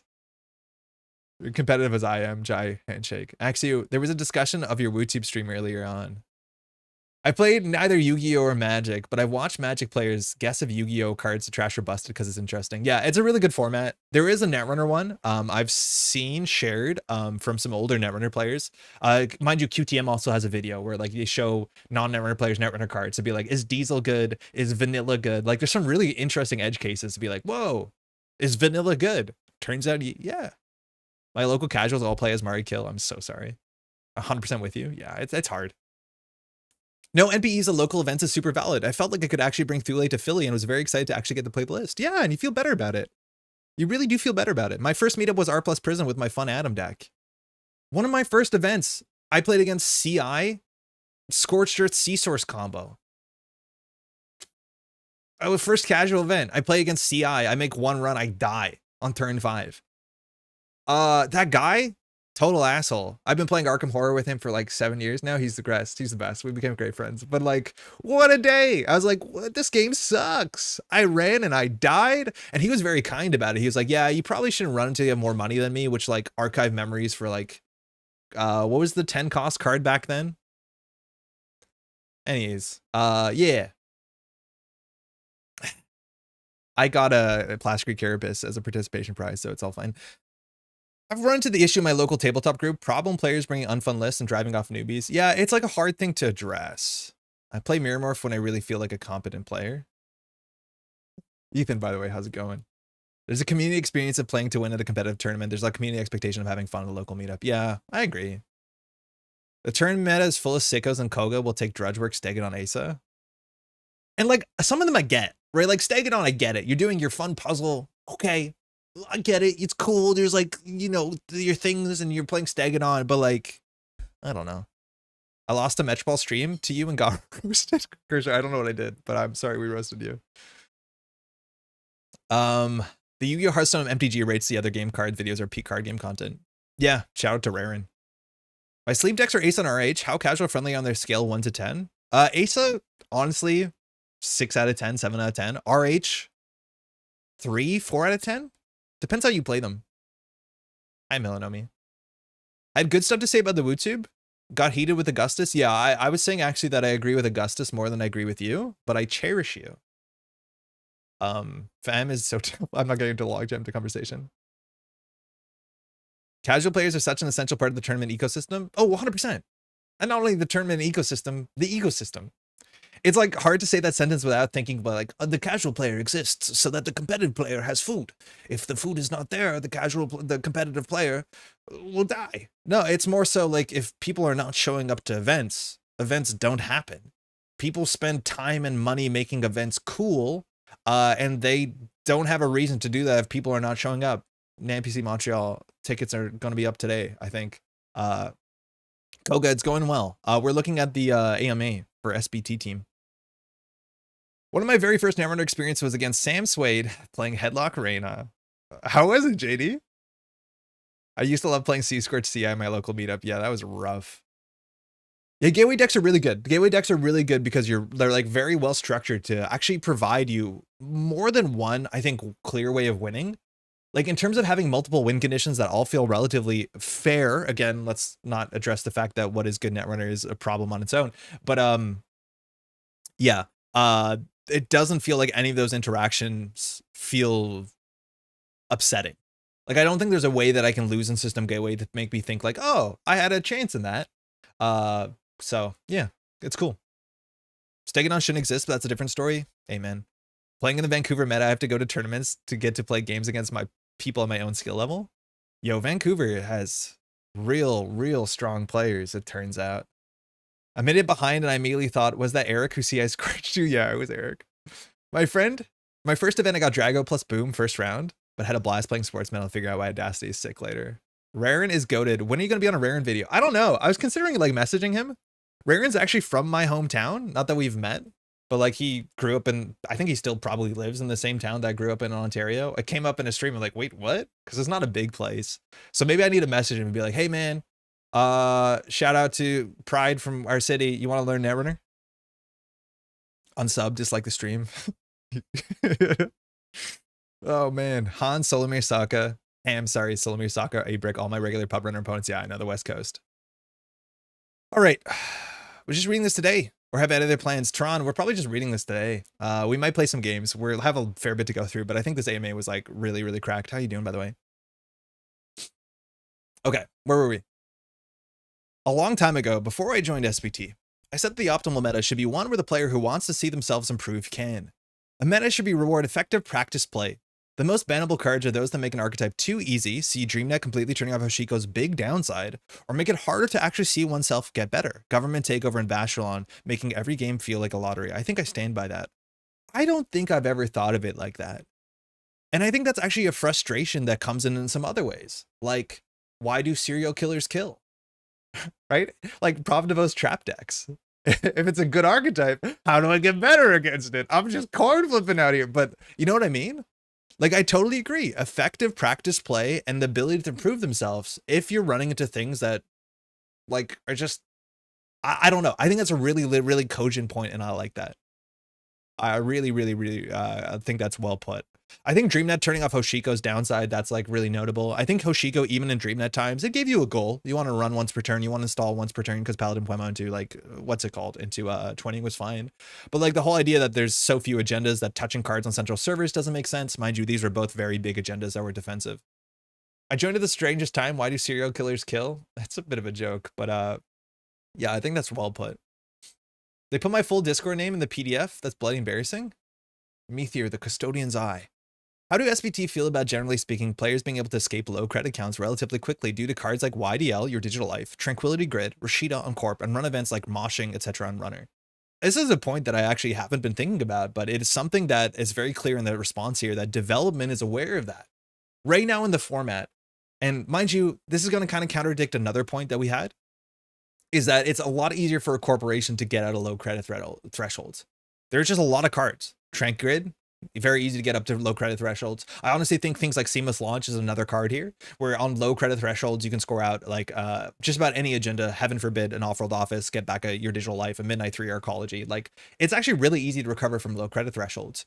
And back in the day, especially with cards like Account Siphon, getting the corporation down to low credits was a very legitimate play pattern. Unfortunately for the corporation, it was relatively boring because on their turn was just credit. There was not much that they could do. We used to have a card like Political Planogram called Beanstalk Royalties. It was a 0 click for 3 card, an operation for 1 influence, a transaction from Wayland, and that saw no play because the baseline of the cheapest economy card you generally played at standard, mind you, 8 years ago, and not that we're aspiring to be Netrunner 8 years ago, I think was like Celebrity Gift, if I'm not remembering wrong. And it was true. That was aligned to contest. And other things too, like a lot of traps and like Jinteki decks that were Mushining no Shinning or mitosising out agendas. Most of those traps cost somewhere between 3, 2, or 1 credits. So denying credits was important on many different angles. Right now, denying credits only exists to maybe so that they can't res ice or upgrades, as it's still relevant, but it feels a bit different. And I agree.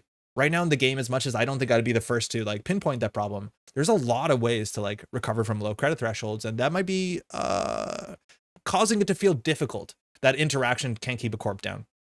I played Slubgeft in the Snake Draft deck recently and it felt awful. It used to be fine. 2 clicks for 7 credits is kind of sick. Showing your hand though. No, thank you. No, Saber says, I'm confident someone on the team will provide more in-depth mechanical answer to this, but I just wanted to highlight that SBT will provide insights into current metagame issues or trends that they see appearing to design and dev. Again, they talked about the communication being a bit stronger here. One of the things that is me interested in better integrating SBT with dev in particular was the write-ups on corps being able to bounce back from low credits totally effectively and consistently. I think we saw this mostly like, oh, I have a diversion of funds into a PD deck, and they just play like Your Digital Life and they click for 7 on 2 credits, right? Like you just can't stop them. The set development team started keeping an eye on this in RWR and changed a couple cards accordingly. Fascinating to know what that meant.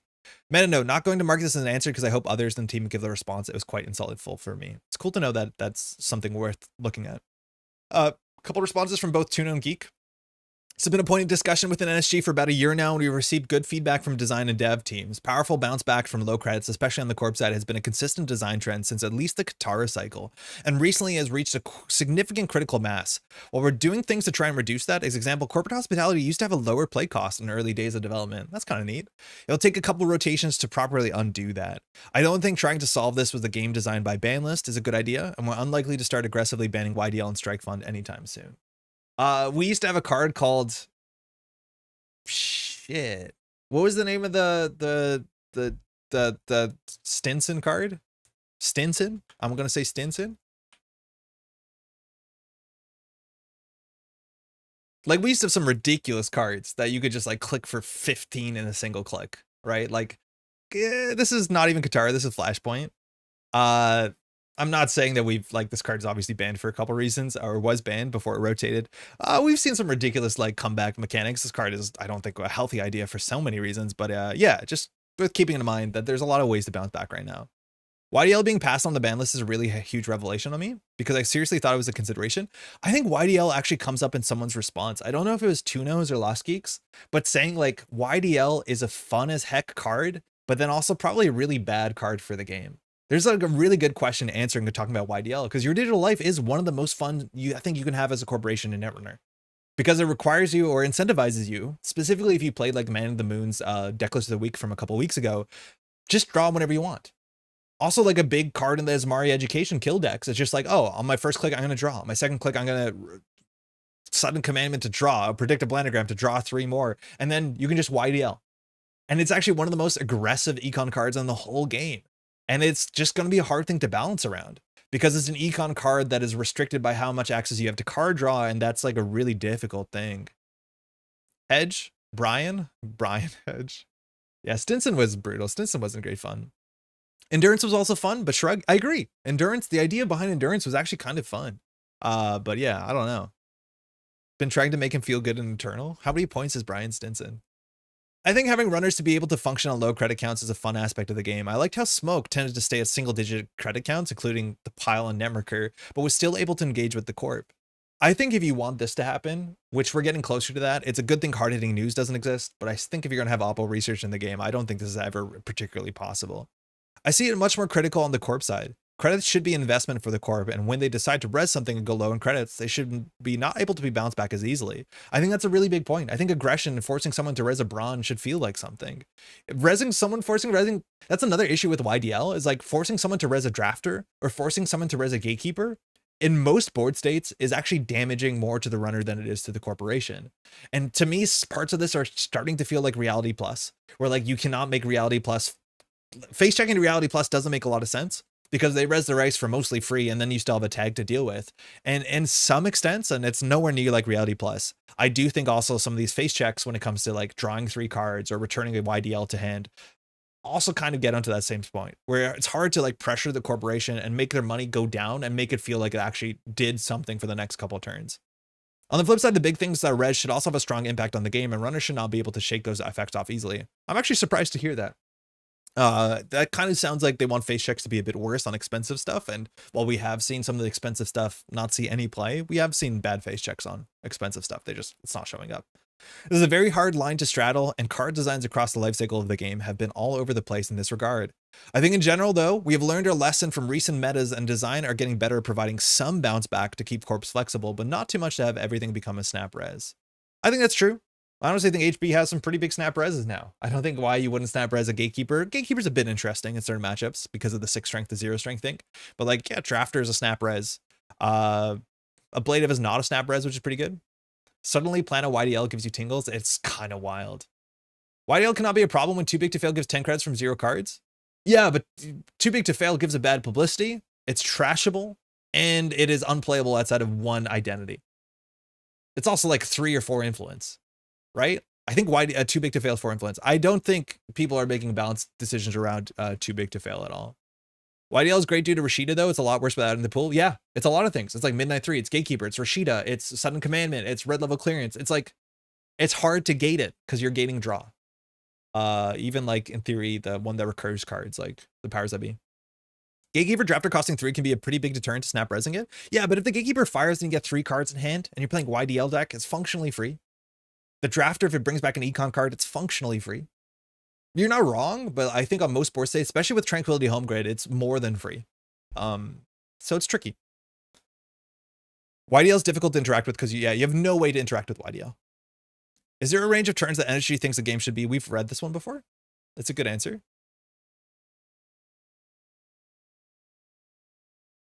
Okay. From a balance perspective, how do you think about trying to manage decks extremely pointed game plans to the point of it being not Reg, Netrunner, Killers Mari, as is the best current example? So orthogonal game plans is a good question from Edom. From BTS Steer, as a whole, SBT is very alternative in kinds of the game plans we consider. There are 2 different axes that folks are referring to when discussing alternative gameplays, and SBT responds to them differently. The first is, does this deck score out with a typical 3-3-1, 2-2-3, 2-2-2-1 agenda pattern?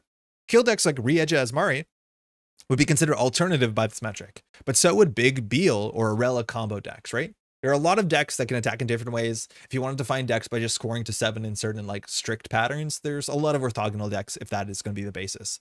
The second is at a competitive level, how intensely does a runner need to change the way they play Netrunner in order to play properly?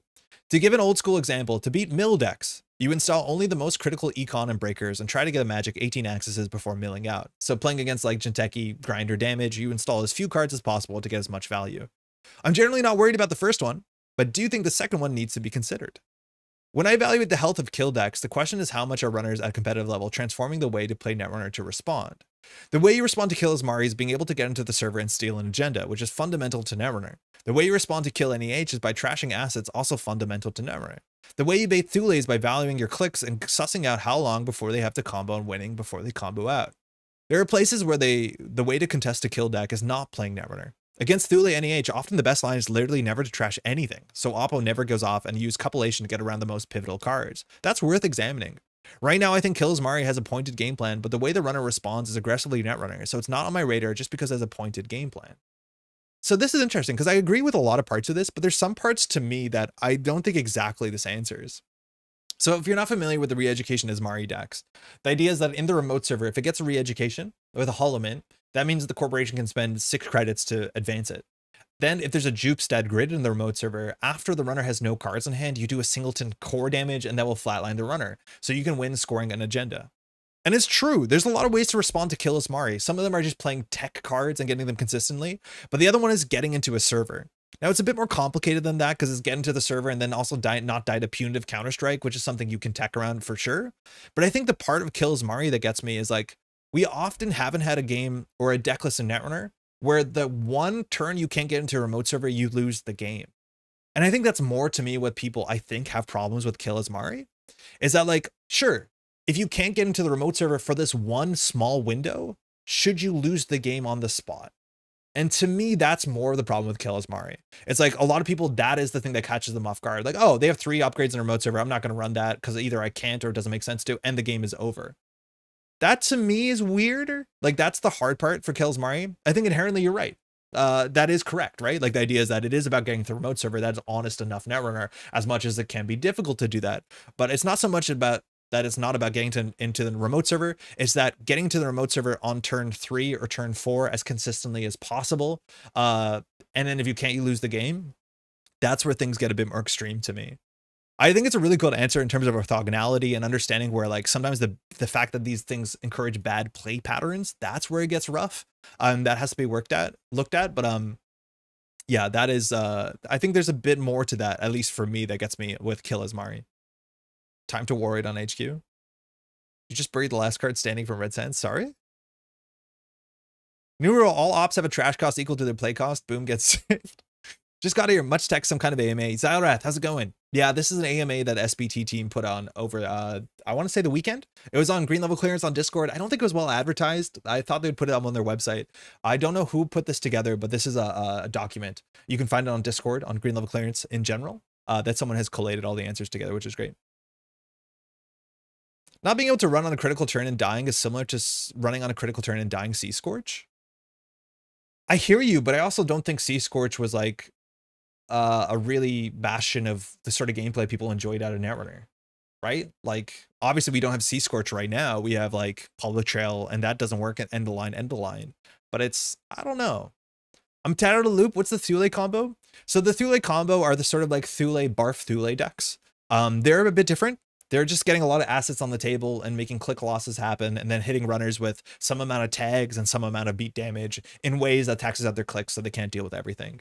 Kilosmari is not Thule. It is just an NBN deck scoring out an agenda that says the runner has no cards in hand and then just killing them with singleton damage. Because Kilosmar only has to have one turn where you can't get it. They can just pretty reliably leave centrals open and just put all their money into the remote server. Yeah, 100%. It's like they do all the card draw in the world and they just jam into the remote server. And then if you can't deal with it on turn 3 or turn 4, or you have tech, the game is over. And I think that actually is what gets people more. Not so much that it's like, oh, it's about the ice. It's just the stakes are way higher than most other decks. I don't know. I feel like people, it's harder for people to like accept the idea that like, oh, you could have run this and you didn't, and now the game is over. I think it's a good answer though, but I think there's still some things that people can be upset about that. Don't you just play Bug Out Bag for one card and not die to Jupestad? Yeah, there's a lot of ways that you can put ugly tech cards in your deck to beat it. There's a lot of ways that they can beat the tech cards. Like you can play Caldera to deny the core damage. You can get more card draw. Oh, Bug Out Bag is at the end of your turn. Oh yeah, Respiricides works? Yeah. I've been playing Respiricides lately. Bug Out Bag is end of your turn.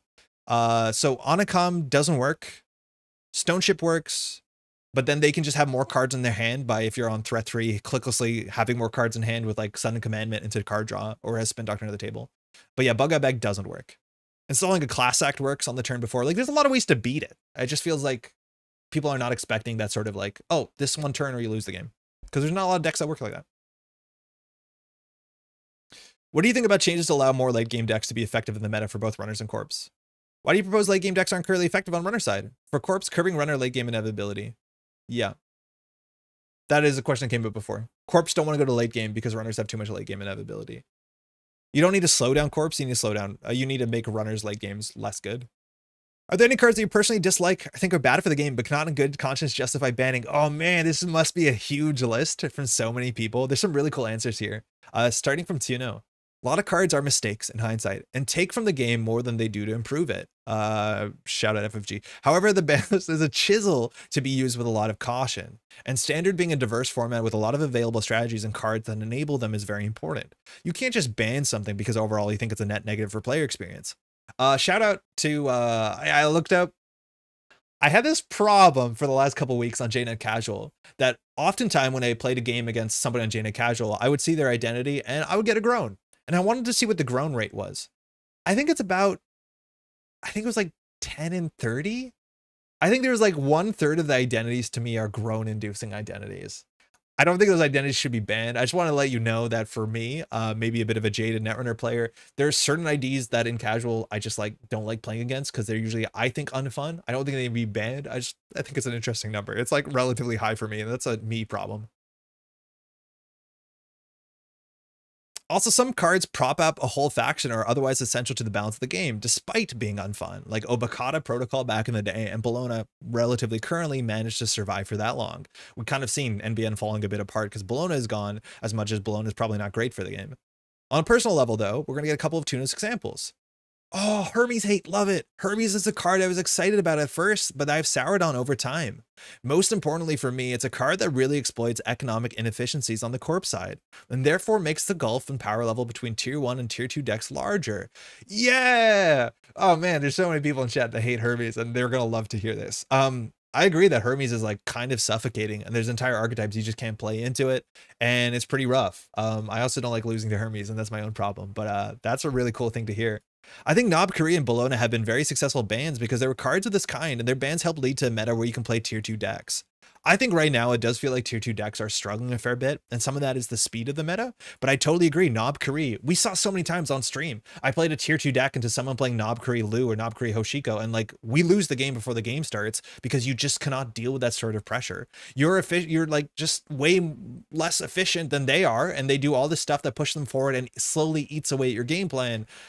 There's some cards like that just like have a huge a difference between what tier 2 and tier 1 is that you're very good at and when it comes to championship. However, the crimes of Hermes are not as punishable, and I don't think we could ban it now or anytime soon.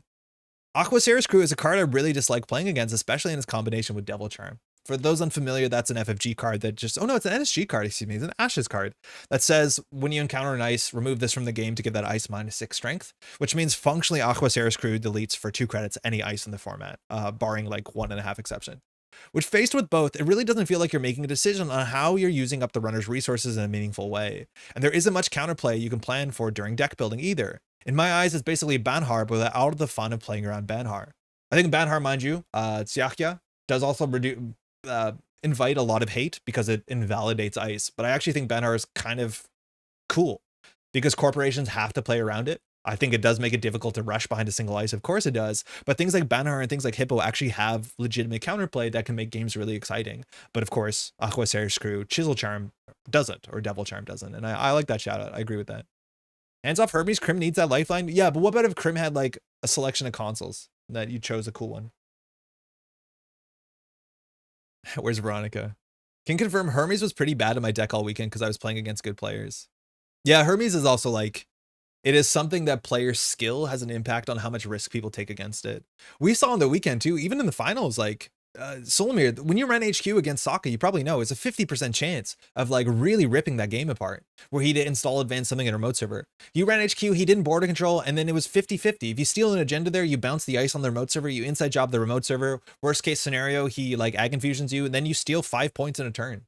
Potentially, right? Like the game came down to Hermes not firing, which unfortunately you got unlucky there. It's kind of cool that you've done this AMA, that they've done this AMA. If I recall a few streams ago, you said you were super into design thought process. Exactly. That's why I'm really excited about this sort of stuff. Would have been happy with just Penny Shaver.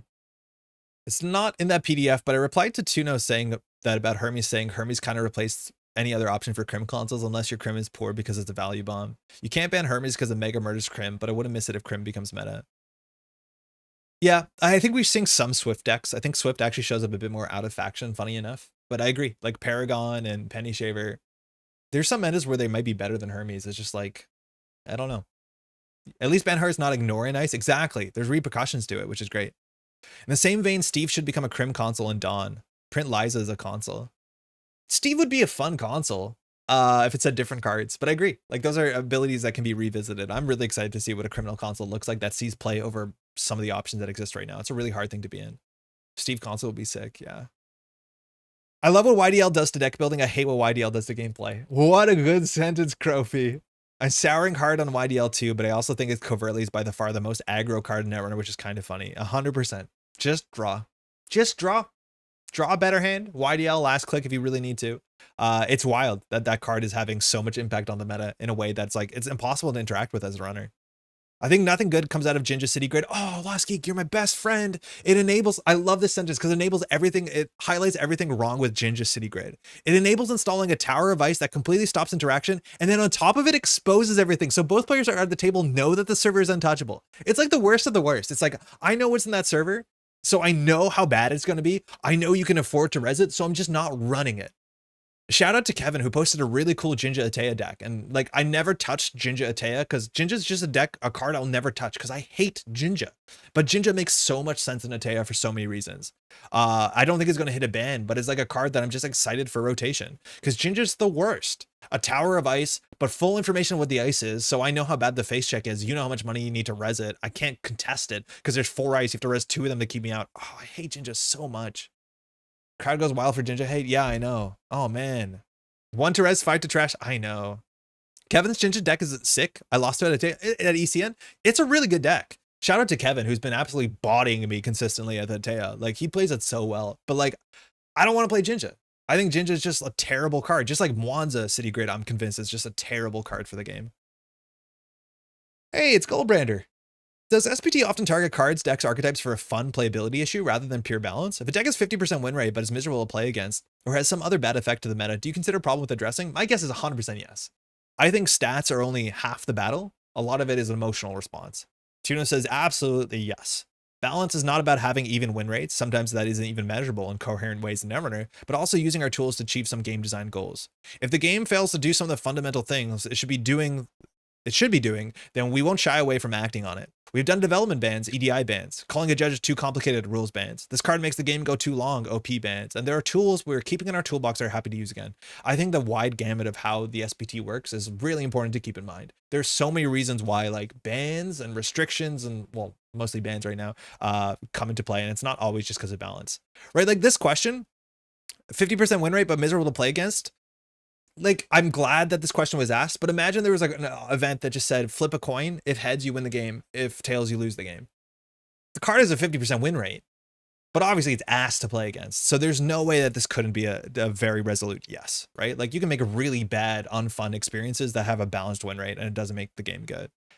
As I said above, if I have to name a goal that we're trying to achieve as best as possible, it's archetype diversity at the mid to high tables. That's a cool highlight.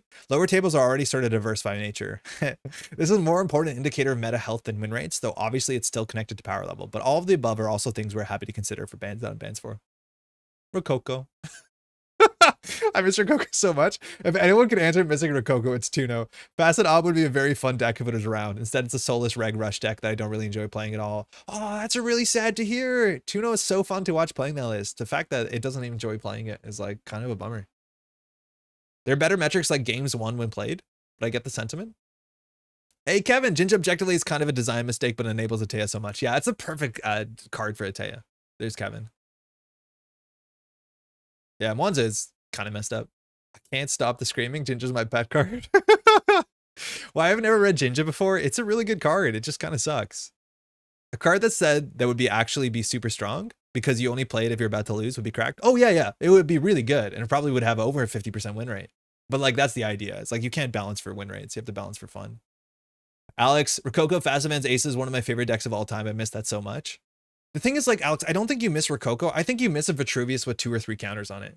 Because let's be honest, a Vitruvius with 2 or 3 counters is like catnip. It is the coolest thing you can give a Netrunner player, especially an HB Netrunner player.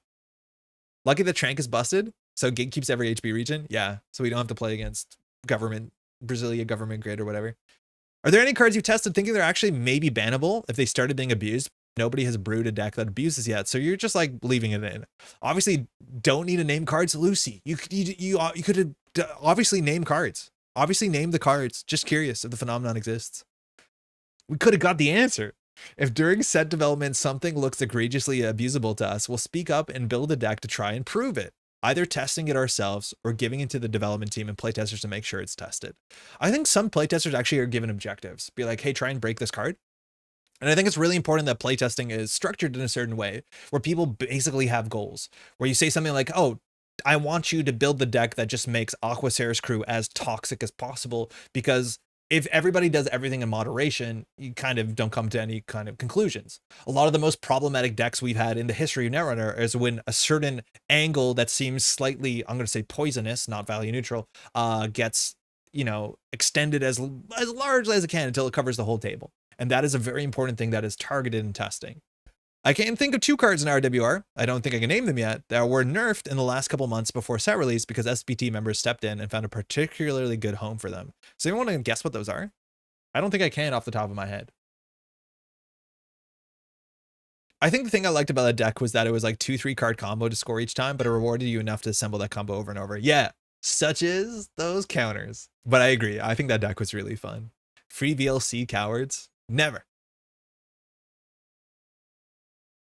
We all knew it was Sisyphus when we were talking about them. I'm 90% Lucy meant Sisyphus. Do you honestly think Sisyphus? I think Sisyphus comes into conversation later in this article, if I'm not mistaken. Or I've heard other people talking about Sisyphus. Maybe it was just tiebreakers last night. I think Sisyphus is cursed. If we think something may have potential to be abused in some way, but we can't figure out what it is, personally, I'm a fan of keeping it that way. Every once in a while, incredible things happen in card games, and that's part of why people play them. And trying to safeguard cards from spooky nightmare scenarios leads to things like Complete Image that have so many nerfs that ultimately they become unplayable for no reason. I think I heard about that before, but Complete Image was one of the first spoiler cards we had on the channel in Ashes cycle, the first part of Ashes. I think it's called Downfall, and it's a terminal. Technically a threat card, as much as threat didn't exist back then, that forced you to do damage repeatedly if you can name the card you hit by every piece of net damage. It flatlines people sometimes. Yeah, I have no doubt that this card was seen as a very scary win condition, and if this card was very good and very playable, people would probably be pretty upset about it. So it's probably nerfed to the point where it's, I wouldn't say unplayable. I think it's largely unplayable. But like that's the slippery slope is where like I feel like that's actually some of my criticism about RWR is like it feels like there's a bunch of cards that were nerfed to the point that they're not even worth considering, which is sometimes is worse than not getting a card at all in some weird ways. So that's like it's hard because like if complete image is cracked, people will complain, and if complete image is unplayable, people will complain. So like it looks like we're complaining. Wizard's Chest changing late in dev. Champ cards can be tricky. Oh, I think Wizard's Chest is one of the best champ cards we've ever seen. Something Thunderbolt related? Oh yeah. I think it's hard to imagine that like Thunderbolt did not go through a lot of iterations. Even Nuvim, I'm not convinced Nuvim that was the first iteration of it. I actually think it'll be a hard guess because neither card got nerfed to the ground or became busto as heck. Just like middling cards that we're talking about here. Middling? How good was Julie Moreira? Climactic Showdown feels so over nerfed. I agree. I think it must have been. And like Climactic Showdown seems like it would be like, you know, the centerpiece card in the deck. And then it just turns out it's garbage. Shout out to Jay Foley who took third at Cascadia Throwback with Chronos Protocol complete image. Oh, that's a cool idea. That is a sick idea. I think we're running Throwback at NPC Montreal. I'm pretty sure the format. Do people want to play more Throwback? Because I feel like it's a format that is like particularly aimed towards people who played the game for a long time. So if you're coming to an NPC Montreal on day 2, if you do not make the top cut, the side format that will be organized will be Throwback, which is a format in which you play standard, but you can have one playset or one identity of a card that doesn't exist in standard, but wasn't banned when it was rotated. Bad PR, still PR. Dev was incredibly good at making exactly the right edits. On this card, D? Shit. I don't think I can play this game without looking at the whole list of all the cards. Saw Jay Foley shred someone with Cronus Sisenton. Oh, that's gross. As if the side event isn't Sidereal Arcs. I think I'd be okay if that was the case. I can also bring my copy of New Angeles. I'm guessing Window of Opportunity and Privilege Access then. I heard conversations, this was on the Sangrid's channel, about like how Praxis changed, how Aqua Sarah's crew changed. Window of Opportunity is kind of tricky to evaluate. Physarum as well. Physarum might not have said barrier on it originally. I think that's the case. I love Throwback for day 2 since it's easy for people to print 1 or 2 cards and make it. Yeah, but I also think it's a format that's like not approachable to newer players. Like I'm expecting a fair bit of players that come out for this to be their first event. And then it'd be like, oh, also you have to figure out what Estelle Moons does. Like I get it. It just feels like a tournament that's made more specifically for the what's the word? For the well-integrated folks who've been playing for a while. I doubt Isaac himself is bannable, but I wouldn't be surprised if Wayland Glacier needed to hit, either direct or indirect, at some point when he's legal. I think Advanceable Ice is not fun. I don't think that comes up in context of this conversation, but what rotated ID would you most likely see near printed?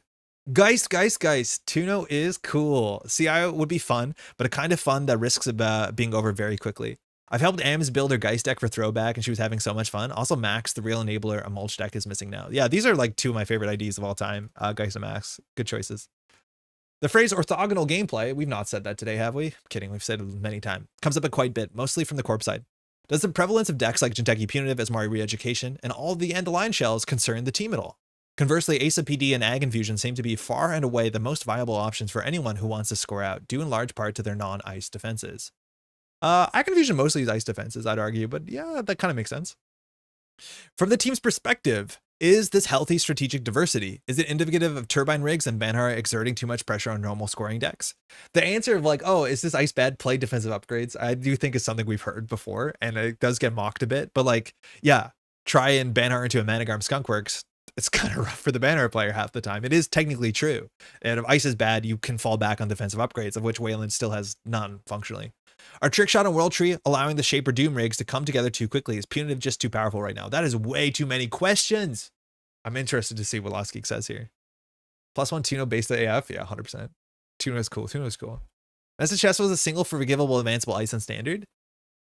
Yeah, I think that's about accurate. I kind of wish Message Chess could only have 1 advancement counter on it, but I don't think it needs that text. I don't think it has a huge impact, but I agree. I think Message Chess was kind of what we want advanceable ice to be. The top cut of Throwback at Cascadia was all old heads. Did non-old heads have a fun time though? I played some New Angeles, super cool game and fun concept, but due to some rules oversights, if people try to exploit things, the entire game falls apart fast. I haven't played it in years, so I don't actually know. I want more cards like Message Chess advanceable through the game changing modes, or like Charlotte. Yeah. Okay. I see Netrunner as having one fundamental playstyle, installing agendas behind ice and scoring them.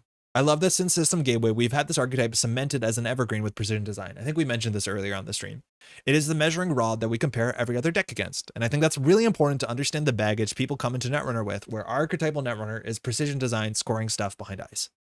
If that style of play was all that you could expect to encounter when you sat at a table of Netrunner, the game would become somewhat stale after a while. But more importantly, you could fill your deck to the brim with cards that counter that strategy.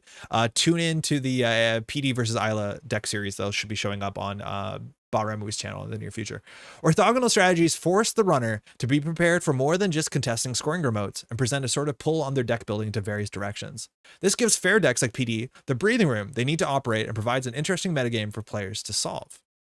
One of the problems that I see in the metagame right now are decks like Reg Hoshiko and World Tree Ari, which are able to play both the Doom Rig while also having a pretty consistent answer for all the orthogonal strategies that are around. In a healthy metagame, they should be forced to give up some win percentage against either the fair decks or the orthogonal ones. I think this has been my criticism mostly for World Tree. I think it's most pronounced there, is that World Tree Ari puts you on a clock. Because World Tree Ari is building her deck, and her deck is cracked once it's set up.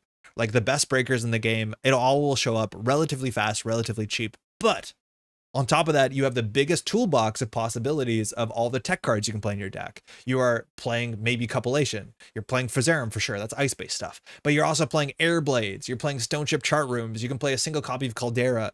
And not only do you have access to anti-rush tech and go fast tech, but you also, on no additional cost, functionally to deck building, and not in not a true way. There's additional cost, but it's not a big additional cost. You're also holding all the orthogonal tech. To some extent, it's the same with Reg Hoshiko. It's a bit less pronounced, but with the ability to rip through your deck and get access to all these like one influence solutions and like whatever else you need, you can get not only the Doom Rig up relatively quickly, but you have all this other stuff. I think if World Tree Ari is going to exist, we need to have a world in which World Tree Ari has to make decisions, where it's like you can't choose to play everything, but also play World Tree. And I don't think we're getting to a restricted list here, but it's hard to punish that deck to make it so that you have to make decisions. We talked abstractly like, do you ban self-modifying code?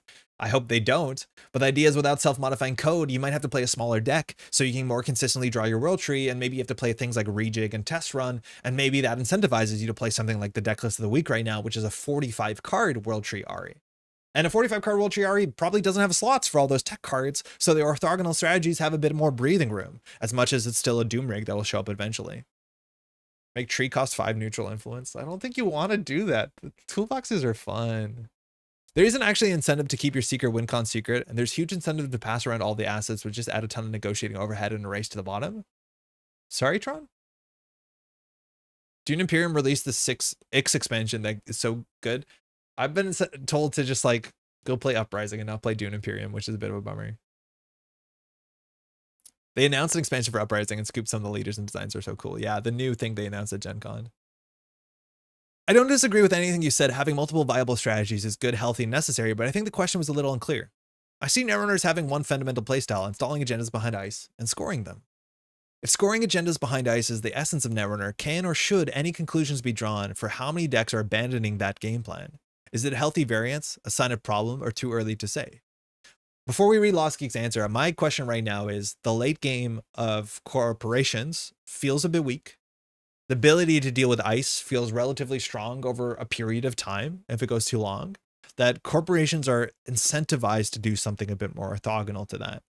I think there should be some percentage of orthogonality in any meta because, again, the game otherwise gets boring. The question that I think a lot of people are actually looking for the answer here is what percentage of orthogonality should any top cut be? I can't quickly open up ABR because it's not working. Actually, maybe I can. But I think the amount of orthogonality in the top cut at Cascadia was relatively high. And I think the problem is it's higher than people want it to be. It's the same thing that if you played back in the day with like the Mumbet cycle, in a top cut, it was like 90% acid decks. And I think it's cool to have like 20%, 10% of a meta be acid decks. I think once it gets to that different than the PD matchup, people think the game is in a weird spot. I think it's a healthy property of modern Netrunner. The more the game matured, the more pronounced those orthogonal strategies have become. It's not like Yu-Gi-Oh!, where the fundamental play patterns have been left completely behind years ago. That's really neat. I think modern Yu-Gi-Oh! Looks nothing like the Yu-Gi-Oh! I played in elementary school. There's still ice and breakers that interact with them. But in any given meta, there are like 2 to 5 decks that present a very different challenge to runners. And this not only provides variety in gameplay experiences, but also an upper bound of how much runners are allowed to specialize on dealing with one specific problem, and therefore is an element of balancing the game. I agree that in the current meta, the available space for those fundamental plans have gotten pretty narrow. And imagine that our next SBL update targets some of the runners decks that are oppressive for basic Glacier strategies.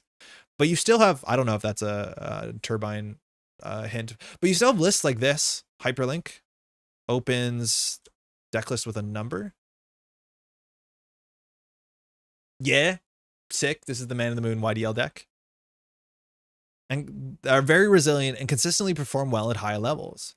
So yes, if too many people are abandoning fair strategies and orthogonal strategies are all that is viable, that'd be a problem. But the level that we're currently seeing and have been seeing in the last few years are generally not alerting to me and are part of a healthy metagame. Yeah, I think we have to look at tournament results. I think Cascadia is definitely a bit more orthogonal than not, but I think at the end of the day, you want some amount of orthogonality for the game to be interesting.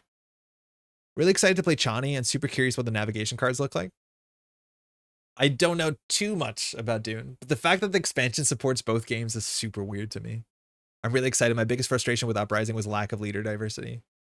Is it just some things are too good?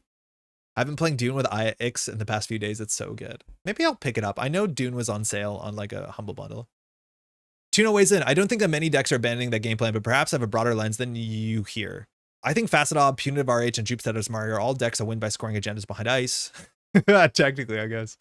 And in fact, they can all be countered by decks that are very good at countering that game plan. Punitive RH will fold if it pushes Regenesis appropriately. Jupestatus Mario will lose to Shaper that can pop its environmental testing and get him with Viserium and an Oiler. Facetop cries when presented with 2 Aguaceras Crew and a Devil Charm. I think all of these decks still fundamentally play Netrunner in a regular way and add different pieces to the puzzle than PD does, which is a great thing. Notably, this was written before like Cascadia or during Cascadia. And on that weekend, we saw a lot more like Thule, we saw NEH assets, and those I think are a bit more specifically orthogonally frustrating than some of these decks, which I do agree have fundamentals and scoring ice behind stuff. So in like, yeah, to some extent, 100% I agree with this, but it depends on what meta you go to. I think on the West Coast, we were expecting to see those sort of decks. So it is what it is.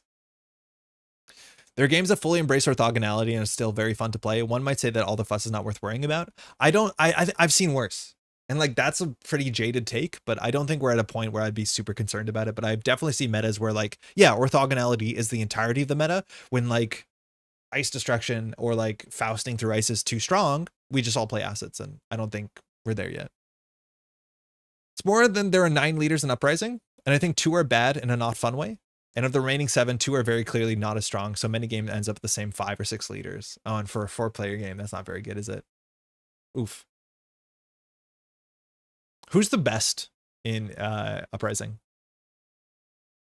With regards to faction balance, what do you feel about various factions are missing right now? Do they have any conspicuous weak spots that you would like to see patched in the future? And conversely, are there factions that currently overperform outside their designated slice of the color pie? For those who are not familiar with the term color pie, classically, each faction is meant to have strengths and weaknesses, and that's why influence exists, so you can import other stuff. But the idea is that, like, I don't know, Shaper's meant to be good at presenting unique solutions to bespoke problems. I think I said that backwards, but criminals are meant to be about central pressure and some sort of economic denial, and anarchs are meant to have busted cards. Does the SBT ever concern itself with faction balance or just deck balance? I think this is a hard question to answer. I think a lack of our goals are trying to maintain archetype balance. I'm pretty sure color pie is something that's more dev and design. I do not know if we've seen a balance change in the history of Netrunner because of a card specifically feel like it's violating color pie in a way that is worth addressing. If there are 4 Hoshiko lists that all pull off very different game plans, that's more an indicator that we should print more interesting and powerful IDs rather than Hoshiko is overrepresented and needs a ban. I agree. I'd count that as 4 different anarch lists in our balance efforts.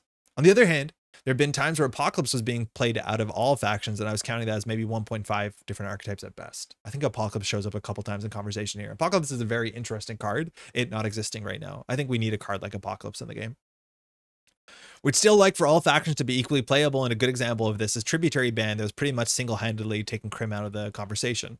But other than that, it's more important for us that each faction ideally has multiple possible game plans that they can deploy. So not that players have a healthy variety of options to choose from, no matter what the preferred faction is. It does not necessarily matter whether decks adhere to the color pie. I'll say though, as a miscredit, Denial Crim as an archetype on some level. I'd say I particularly like playing with or against it, but that direction of game plan is very much missing for a while now. We have to assume we're going to see something like diversion of funds in Dawn or near after Dawn for Criminal. Yeah, design and dev care much more about faction identities. I don't think it's an SBT thing. To give an answer on the opposite side of the specificity spectrum, NBN Rush struggles to close games a lot without Bologna. It allowed you to create checkmate situations, and without it, it's far too easy to rip the runner, have you have first 4 or 5 points, and just never give you an opportunity to claw your way back to the game. As a player, I'm actually struggling to do this, and I'm embracing that more, especially when I'm playing Nat, where I can just say to a lot of corporations, you can score out your first couple points, and then I'm going to lock you out, and it honestly works. It's something I need to do more when I play Netrunner. I play mostly with snare bears who are so worm hungry. My general policy is pick Gurney, then pick Fade. Then if neither available, look at the Imperium row. Cool. I think Muad'Dib is better than Foyd. It's been Fade, but your mileage may vary. I do not know enough about the Dune meta to get into that. Okay. How much deck diversity you aim for in the meta? Lots. I'm assuming the answer is. I don't think it's somewhat you can really measure. A good way to tell if you're doing it right is that you can't really sit down with one other high level player and agree on how many strong decks there are or what they are. I think that's actually represented the meta right now. I think there's some agreement on what's the best deck, but there's also a lot of tournaments where people are not showing up with the best deck kind of willingly because it feels like it's easy to counter out the best deck, right? Like World Tree Ari is probably the best deck in the format right now, but you're not seeing it for like a couple different reasons. I think Asmari Punitive is easily one of the best decks in the meta. Now people can tech for it, and I'm arguing that some of them aren't, and you're not seeing it at certain events. So I think it's really notable that we actually do have a bit of a, people have different thoughts on what's working right now, what isn't. Okay, how are we doing? We're not halfway through this. We have to log out relatively soon. So I think we're going to not read everything. Again, this document is shared in green level clearance. I think there's a couple things I wanted to point out, but I'm not 100% sure. I won the last tiebreaker games as Margot, but we're all still learning. Margot is the secrets one? Oh yeah, this is a great question. With all the impending rotation of all FFG cards, are there any specific FFG cards that you personally would have liked to ban but never did? There's so many. Trophy starts, I really wish we just banned Paperclip and managed the consequences.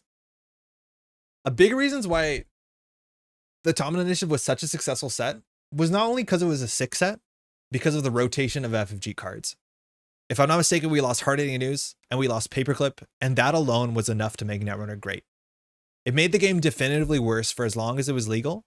I'd like to see mass commercialization re-explored one day with a much higher initial cost. Oof. Masscom's also a banned card. It was another one of those cards where you can't interact with, and it's a low econ recovery card, which seems to be antithetical to what NSG is kind of dealing with modernly, according to this document. I think I don't want to incentivize people for advancing their ice and hunkering down, so I'm scared about this comment. But yeah, Paperclip going is huge. Tiebreaker versus Bears 6-player DI grudge match.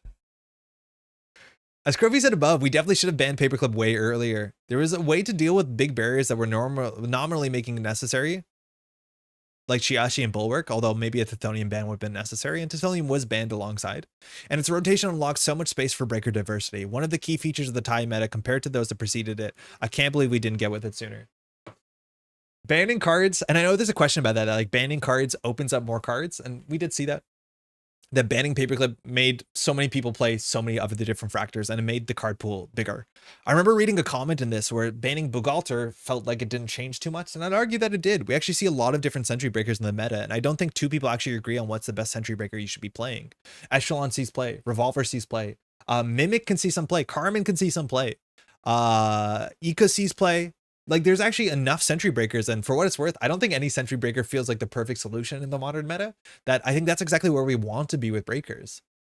Now, when it comes to banning Paperclip, what is your fractor? Like, it also does. There's like 4 or 5 fractors that all have upsides and all have downsides, right? Like Cleaver on its own is good enough. You have some problems and you need Turbine. We're seeing a bit of Pressure Spike, but I don't think it's actually that good. I think we're seeing a fair bit of Propeller showing up, and I think Propeller is fantastic for faster game plans.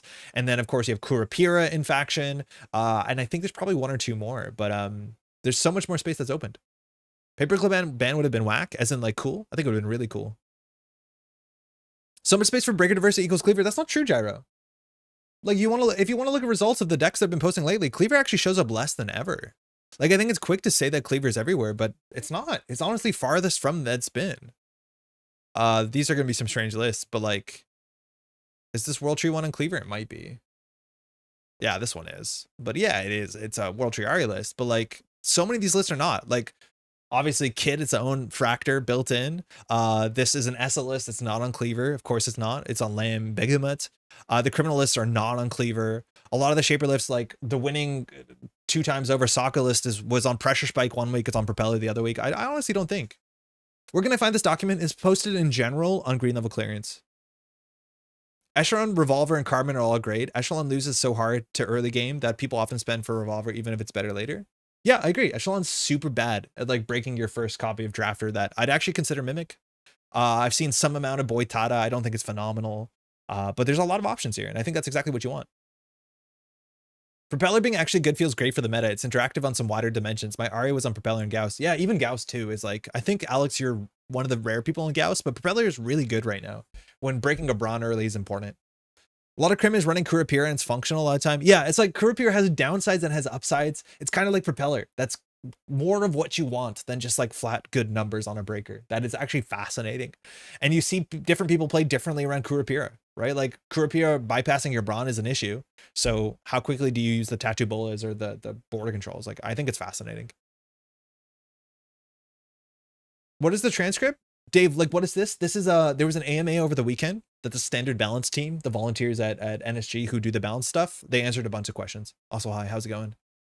Hey, Finn, Propeller is a lit option for breaking early bronze. It's like, what, 3 credits? I think. It's like pretty good. It's honestly pretty good. Also, hi, hey. Thank you, Zyrath, for the link. Okay. Is a lot of pressure keeping the meta healthy for an expanded lifespan? Example, with Dawn postponed, do you have more proactive as a band team? Hope this isn't much of a future plans question. One of SBT's main roles is to ensure the game remains engaging for players. If an archetype has too much meta presence, if a play pattern is polarizing, I think this is just the answer that you'd expect it to be. I think right now the SBT's goal is to make Worlds fun and Worlds interesting. That's mostly it. Plan A's Propeller with Gauss as a backup for 3x Brawn decks and 3x Tattoo Bola decks, border control decks. Yeah, that's not great into that. Maybe you can play 1 Pressure Spike, but I like the deck that you're playing. I've been playing with Tycoon a little, and let me tell you, it certainly is a piece of cardboard that was printed. Tycoon saw some niche competitive play, but it's mostly alongside like AI stuff. What decks should I play if I want to stay on a normal number of cards, but want to play Muse Coal Engine? That's a cool question, and there's great responses here. Lat decks, such as those Bridgman's been playing, shout out to Bridgman in chat. Curls, which is like the girlfriend synergy deck with like all the connections from the last set. This is on Harmon B's deck. I think this deck is pretty sick. You don't have to play a Kiko, but a Kiko works. And the World Triari with 45 cards, which I think is the deck list of the week right now. Great answer. Really great answer. Cool question. On the process, hey Exu, how much actual testing goes on to getting a card banned, or is it just a different case for different bans? Like doing a Spice SBT change list just because the meta is a bit stale versus emergency banning a broken card like Tributary. So understanding the process is very important. We test a lot less than people would expect.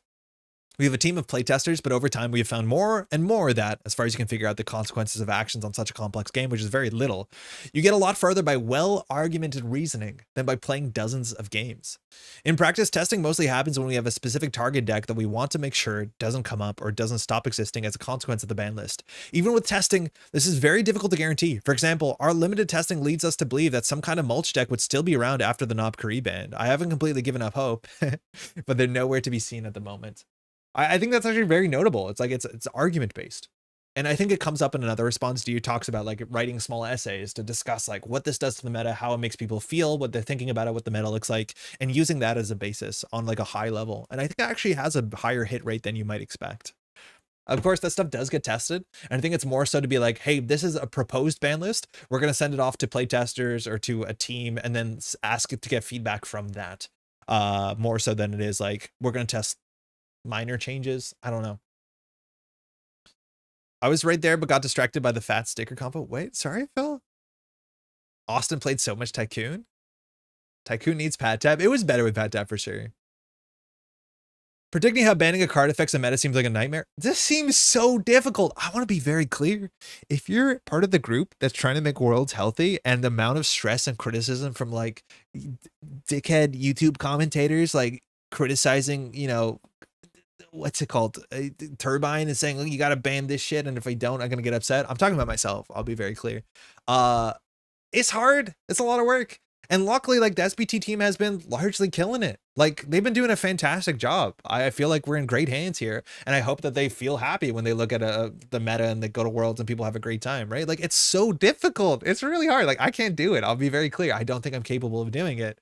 But it is a lot of pressure on them. So like power to them. Y'all doing a great job. It's really cool and it's really important. We've also seen sometimes like when it comes to respective worlds, we have classically seen more conservative ban lists.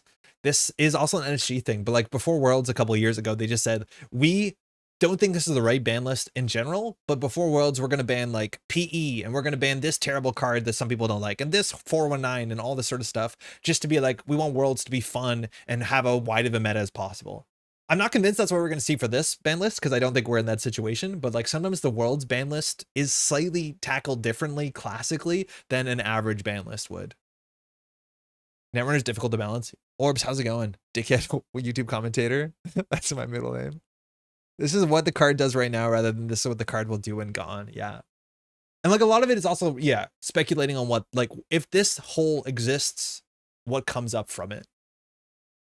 Which is easier, harder cards to calls to balance? Cards that are simply economically above the curve, such as Gold Farmer and Blue Moose, as ones that are breaking or changing fundamental assumptions in Netrunner, such as a Salvage Vantage, Armory, Keeling, and Vacheron. Hey y'all, I'll be the first to admit, I don't understand why Gold Farmer is banned. I never have. People started spending 6 influence, putting this into their HB decks, and I'm like, I'm happy you're happy. But why? I fully don't get it. Nice one, Jai. We can clip Anderson. I don't fully get it. Like, yeah, it's good. Yeah, it's boring. It's undercosted. But yeah, it's like, because I hated the days of Eli 1.0. Like, you break this for Cleaver for 3 credits. Like, it's not fun. I just don't get. This is one of the bands I'm like, yeah, if y'all don't like it, I get it. It's not fun. It's not interesting. But I don't understand Gold Farmer. I still don't. It sucked also because like GameNet should be deleted. Feels good to chisel. Yeah, feels great to chisel. I remember like playing in startup, playing chisel just because of this. 3 for 3 is way more than any bear can say right. Oh, 100%. Like financially, it's just like over the curve. But we've dealt with more over the curve ice. I think they didn't want to ban GameNet. It was producing awful games in game. Oh yeah, GameNet was terrible. It's like a 5 credit swing, and we didn't even have Cleaver back then. Like you broke this with, I want to say Crowder, but I don't even know if that's a thing. It's not auto res if you have the credits. You probably have the credits, but it's like an auto res the same way Wall of Static is an auto res, which is sort of. It's a toll booth for 3. Yeah, but they break it for 3. Toll booth, they have to still break it. I don't know. I'm wrong. I'm 100% wrong on this one, but that was always one I'm like, it's Gold Farmer, whatever. It's sleepy. The former is definitely harder. As mentioned by others, a lot of what we do is presenting reasoned argument about cards or decks. When cards do very unique things like Vacheron, it's pretty easy to go from here's why this card is problematic to this card should be banned. When cards are just efficient, it becomes a lot trickier because the game has a lot of efficient cards. The cutoff between efficient card and ban-worthy is hard to judge. It's always stings to ban a card that does something fundamentally different and interesting. Drago, Keeling, Nanocivic, the list goes on, and it's way easier to look at the card like Gold Farmer and go, okay, this is too much, as there are other options in the card pool that fill similar roles, but just worse. But cards like Nanocivic Grid enable a wide range of fresh strategies that just fall away if we ban that one card. Of course, those cards tend to get used in very oppressive ways and require a ban in the end, but we'd rather try to keep as much diversity in this game as possible. It's weird how they have a whole conversation about banning the only Canadian card and the word Canada doesn't show up once. Just doesn't seem like a consideration. Just hush, Gold Farmer. Yeah, now we can. Is it worth it? Probably not, but every single Ashes Corp ID is kind of toxic. Yeah, they're pretty rough. Does the strength of a faction factor in the decision to ban cards? I imagine somewhat. I think it's a good question. Endurance was a recent case where the biggest issues were Anarchs and Crims playing it, not Shapers. In the instance, we decided that cards have still had issues in Shaper, but there were no reasonable way to curve the orange-blue homes without ripping multiple cards from each faction. Wait, this is an interesting answer. We were in the initial stages of working out what action we'd like to take. Our discussion centered on decks and not individual cards. That's cool. Once we identified which decks we believed need to be nerfed, we finally began talking about specific ban targets in earnest. A strong card and a weak faction that doesn't make it to the second stage at all then, since it's the faction. If the faction is weak, those decks won't make it past the first step of, are these decks problematic? When looking at cards that are most problematic when imported, we do consider if there are ways to weaken the out-of-faction homes while still leaving it accessible. Oh, interesting. Gold Farmer was 100% because they wanted to get rid of GameNet games that were going long. They felt it was boring for viewers. Oh, I remember like casting back then. And it was like the GameNet game always went to time. Running was not incentivized because the financials of making a single axis are silly. I think that's like one of the things that's kind of worded differently, but like when the best strategies click for 4 credits and never interact, like, you know, the game is cooked. And for what that's worth, throw Pravdivos in the fire, but yeah, I don't know. Only Canadian card, End of Line is pretty Canadian, isn't it? Well, it was. Now he's gone.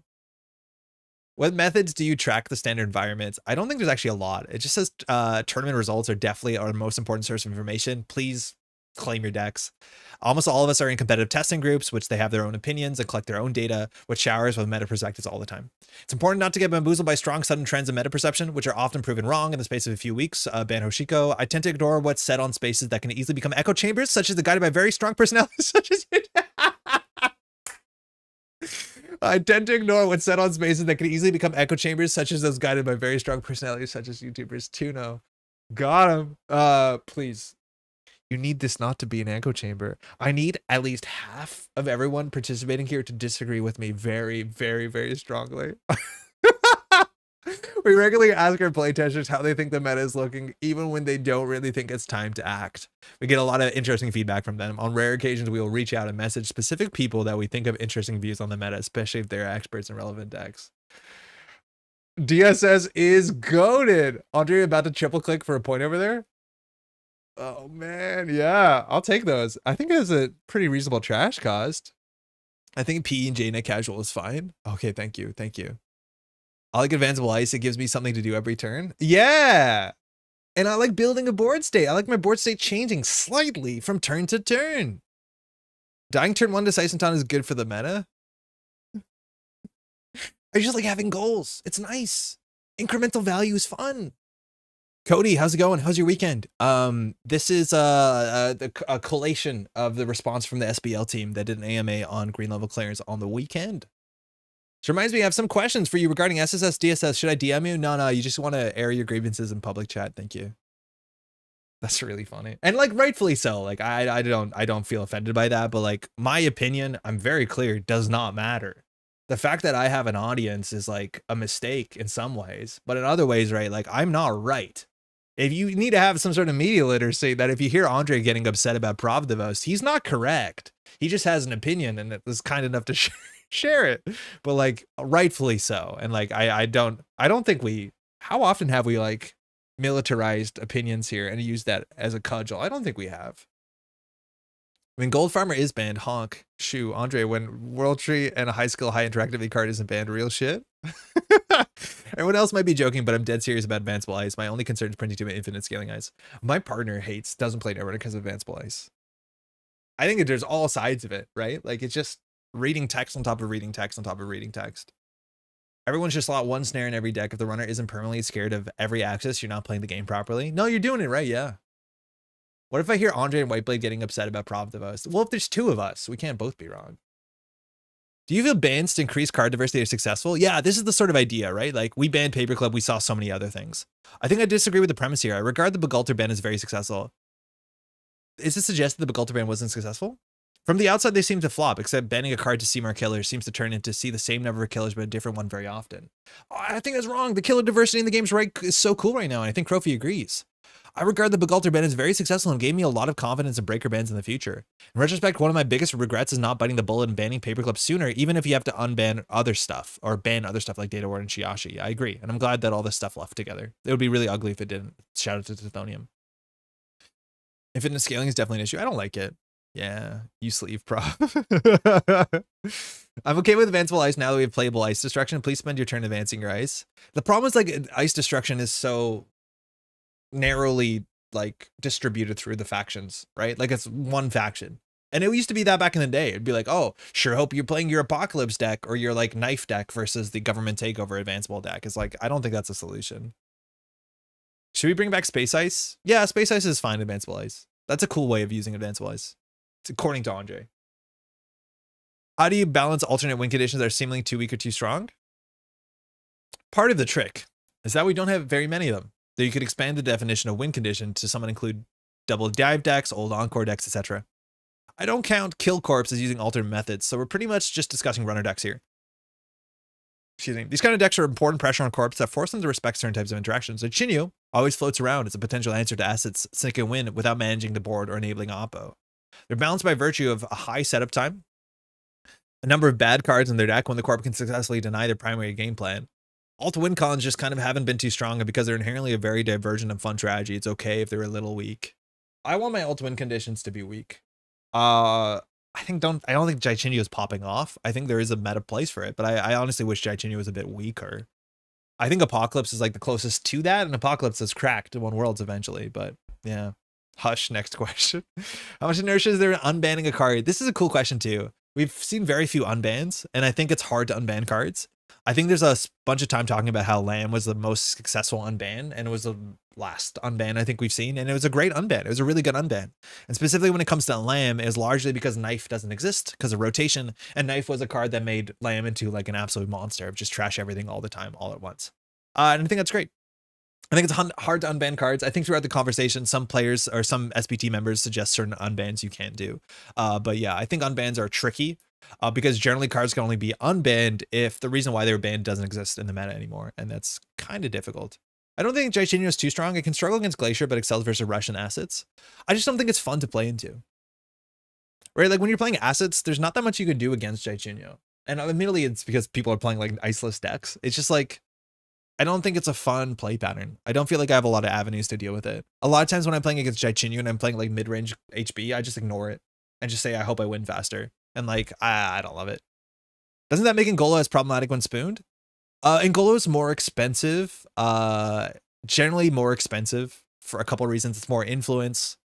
Spoon cost another credit too, if I'm not mistaken. It was just a bit clumsier and slower. And back in the day when we had Hippo, it wasn't that great. Also, there was like a lot of taxing barriers back in that format as well, where Lamb got banned out too, like Chiashi and all that sort of stuff. Yeah, it's hard to unban cards. The legendary 15 card Axu unban list. I do think there could be more unbans. Sorry, I misspoke, Axu. Does SBT consider what cards we're in or deciding when to ban? I think I've actually spouted this and Tuna goes against this. So basically, is it harder to ban cards in System Gateway as opposed to something else? And I think a couple folks have different response here. We don't really have a policy of not banning cards in System Gateway, and I don't know why I often hear rumors about it. Tuno, it's because I'm saying it. It's because I'm saying it publicly. That's why. But Tuno is saying no. Maybe it is something that we were present before my time. Bans from SG cards were definitely considered during the past year, although none were enacted. I think somebody, yeah, goes against this. I personally disagree with Tuno, says D. All other things being equal, we would prefer to ban non-SG cards, mostly because SG cards are simple, and I think simple cards form the baseline of Netrunner's action economy. So it's a bit of a different thing here. I think I've seen in other card games that they go out of their way to not ban cards that are in starter products because you want the starter onboarding to be as simple as possible. The fact that someone can bring their System Gateway deck straight from them opening it up to a play space and then they can't compete in a standard tournament is a problem. And I do think, and I thought at least, that the SBT team cared about that to some extent. SBT, Standard Balance Team. I could have just said SB Team. That's good to know. So I'm surprised that that's actually not a consideration, but D is talking more about the simplicity of cards. I was convinced, and I don't know, maybe I always say citation needed, and I probably should have said that there, but apparently it's not a concern. So Reality Plus is still here. I'm definitely a believer in NSG being incentivized to not ban SG cards. Me too. I really am. I'm surprised by this. I don't think you're in Iceless deck, you get a complaint about alternate win cons. Nah, kind of, yeah, you're not wrong. How good does a 4-2 agenda need to be? Well, you could run off-world office, so about 7 credits of value or more. That doesn't mean System Gateway gets a free pass, but I do think simple cards need an extra level of scrutiny. It's neat, because the conversation about, like, is off-world office cracked and should be banned was a conversation that existed when System Gateway came out. Because tempo-positive agendas was something that was relatively alien to Netrunner. Back in the day, cards like off-world office would be like, you gain 10 credits, but over the next 5 turns. Because the baseline was when you score an agenda, it took you time and credits, and that was the downside of scoring the agenda. The act of getting closer to points costs you credits, and that is a catch-up mechanic. At this point, off-world office is now the measuring stick on which other 4-2s need to compete. Is Lightning Laboratory better than off-world office? Arguably, it could be on some board states, but it's probably not seeing play because obviously it's worse than Off-World Office or Midnight 3 Arcology or even Project Vitruvius in a lot of PD decks. So understanding that Off-World Office is the baseline is kind of cool when it comes to System Gateway. But that means we're probably going to see more cracked 4-2s in general, because I think we've seen a lot of 4-2s classically that are just worse than Off-World Office. So who knows? Back in the day, we only got paid if we scored with over 10 credits remaining. I think it was 7 credits remaining. I do think there needs to be an official stance that newer System Gateway cards should not be banned for there to be an unstated, unofficial pressure not to do it. Yeah, this is where like I want the communication to be clear, and I'm glad something like this is, as much as there is some disagreement. Like I'm not sure. I think Tuna responds to D and it's just a second. But like this is where like I like to know what NSG is thinking, even if I think like, oh, I think System Gateway should be protected, but I'm not, right? That's fair. I don't think it'd be differentiated between simple SG cards and non-simple SG cards though. I wouldn't either. But for all Red Sands virtues, simplicity is not all of them. Ripping into Red Sands, loving audacity. Very great. I forgot to say there's actually a small extra consideration to make here. Because after Dawn rotation, Standard is going to be much smaller, and we believe Standard benefits from quite a large pool of competitively playable cards. Until that happens, we're much happier to hit FFG cards, so we can improve current Standard without hampering future versions of it. This is definitely a factor in the Knob Curry ban. Other bans for mulch were considered, but hitting Knob allowed us to ensure that all their pieces would remain in the format for players to experiment for those years to come. That's really cool. It's a cool understanding that with the impending rotation, trying to keep NSG cards as playable as possible and hitting FFG cards as a choice over NSG, I think does make a lot of sense, as much as we only have like another 6-7 months. I wonder if SG would get revised in 5 years. I wouldn't say no, but I also don't think they need to. I do think there's a lot to be learned though. Like I think System Gateway is the best learning product, the best starter product Netrunner in general has ever put out. But I do think like going back, there's things that you can do to reprint and make maybe a more balanced revised System Gateway at some point. Prioritizing hitting FFG cards is correct, but an unbanned post rotation would solve that just as well. Yeah, but it's more so like getting people comfortable with it, right? Like I'm not saying the Knob Curry ban is wrong, but if it was like ban Knob Curry or an equally potent with the same result NSG cards, I understand why they want to do FFG cards. It's also good for accessibility because a lot more people have access to NSG cards, and FFG cards are harder to proxy. Are there thoughts about sharing the targets with the community sooner to give people some time to react? I think the response to this is just no, because you don't want to put out a target and then not ban the card. People get upset about it. Do you run into issues when testing and ask designer for some card to help solve an issue in the meta? Oh, that's a cool question. Not really. If there's an issue and we ask design for a card to help mitigate it, that card won't be released for a long time, so we're still forced to taking action immediately. By the time it does release, it's entirely possible the issue will have solved itself. Our relationship with design is much more about being shown long-term visions and design directions. Very cool. Will set release bans happen? HPT or Formicary, for example, is that Dev is saying it's banned? Dev saying they might need to ban this? Hey, sorry. Is Dev saying, hey, we might need to ban this, or is SBT testing and set finding themselves? Dev is saying we need to ban the card. These bans are always proposed by Dev. So Dev comes out and says like Formicary can't exist, and that's cool. Are there any ban decisions SBT has made that you wouldn't not have made without the benefit of hindsight, either because they didn't have the intended effect or because a different choice of ban or unban would have been more effective? So hindsight stuff. I sometimes think about what would happen if we banned Drago earlier or found a different solution to Boat or banned Ag Infusion instead of Keeling. It's an interesting thought experiment. Ultimately, I'm happy with the decisions we made, with the exception of 24 or 5, which I chose to not weigh on yet. I wish we found a way to preserve the traditional bird-style yellow rush that we really suffers without Bologna, but I also think Bologna is probably the right decision. Yeah, that's a hard one for sure. I think there's a lot of discussion about like banning Paperclip sooner, banning Endurance sooner, banning arguably Keeling or Drago sooner. I think Endurance is the one that was probably gone the longest without getting banned out. And I think we've seen on record multiple times that NSG said like we probably should have acted sooner. I think to some extent Tributary is being banned as soon as possible comes a bit with the confidence from understanding what banning things too late does. But yeah, a citation needed on that. Well, I think FFG is a specific example here for rotation. I think we would always prioritize a card that will rotate sooner, i.e. all other things being equal. I would lean towards banning a card in Ashes over a card in Liberation. Yeah, I think a lot of people would agree with that. Safer. Oh yeah, this is a cool question. Any interesting insights learning from the Sunset format trial? And I think the response is mostly that Sunset actually wasn't perfect because it was treated wrong, says D. We treated it like a one and done sort of format. For those who are unfamiliar, Sunset was a format that NSG basically made in early January this year. in early year of this year, in which it was a format that wasn't competitively supported as much as there were some like AMT type events, in which a handful of very fundamental cards on both Runner and Corp side were banned out. So for Corp, you lost Rashida Yahim, very importantly. You lost, I don't even remember what was on Sunset ban list. Did you lose Border Control, I think? Maybe. You lost Rashida. You lost NGO Front, which was whatever. On the Runner side, you also lost some fundamental stuff. I think you lost like daily casts, I want to say.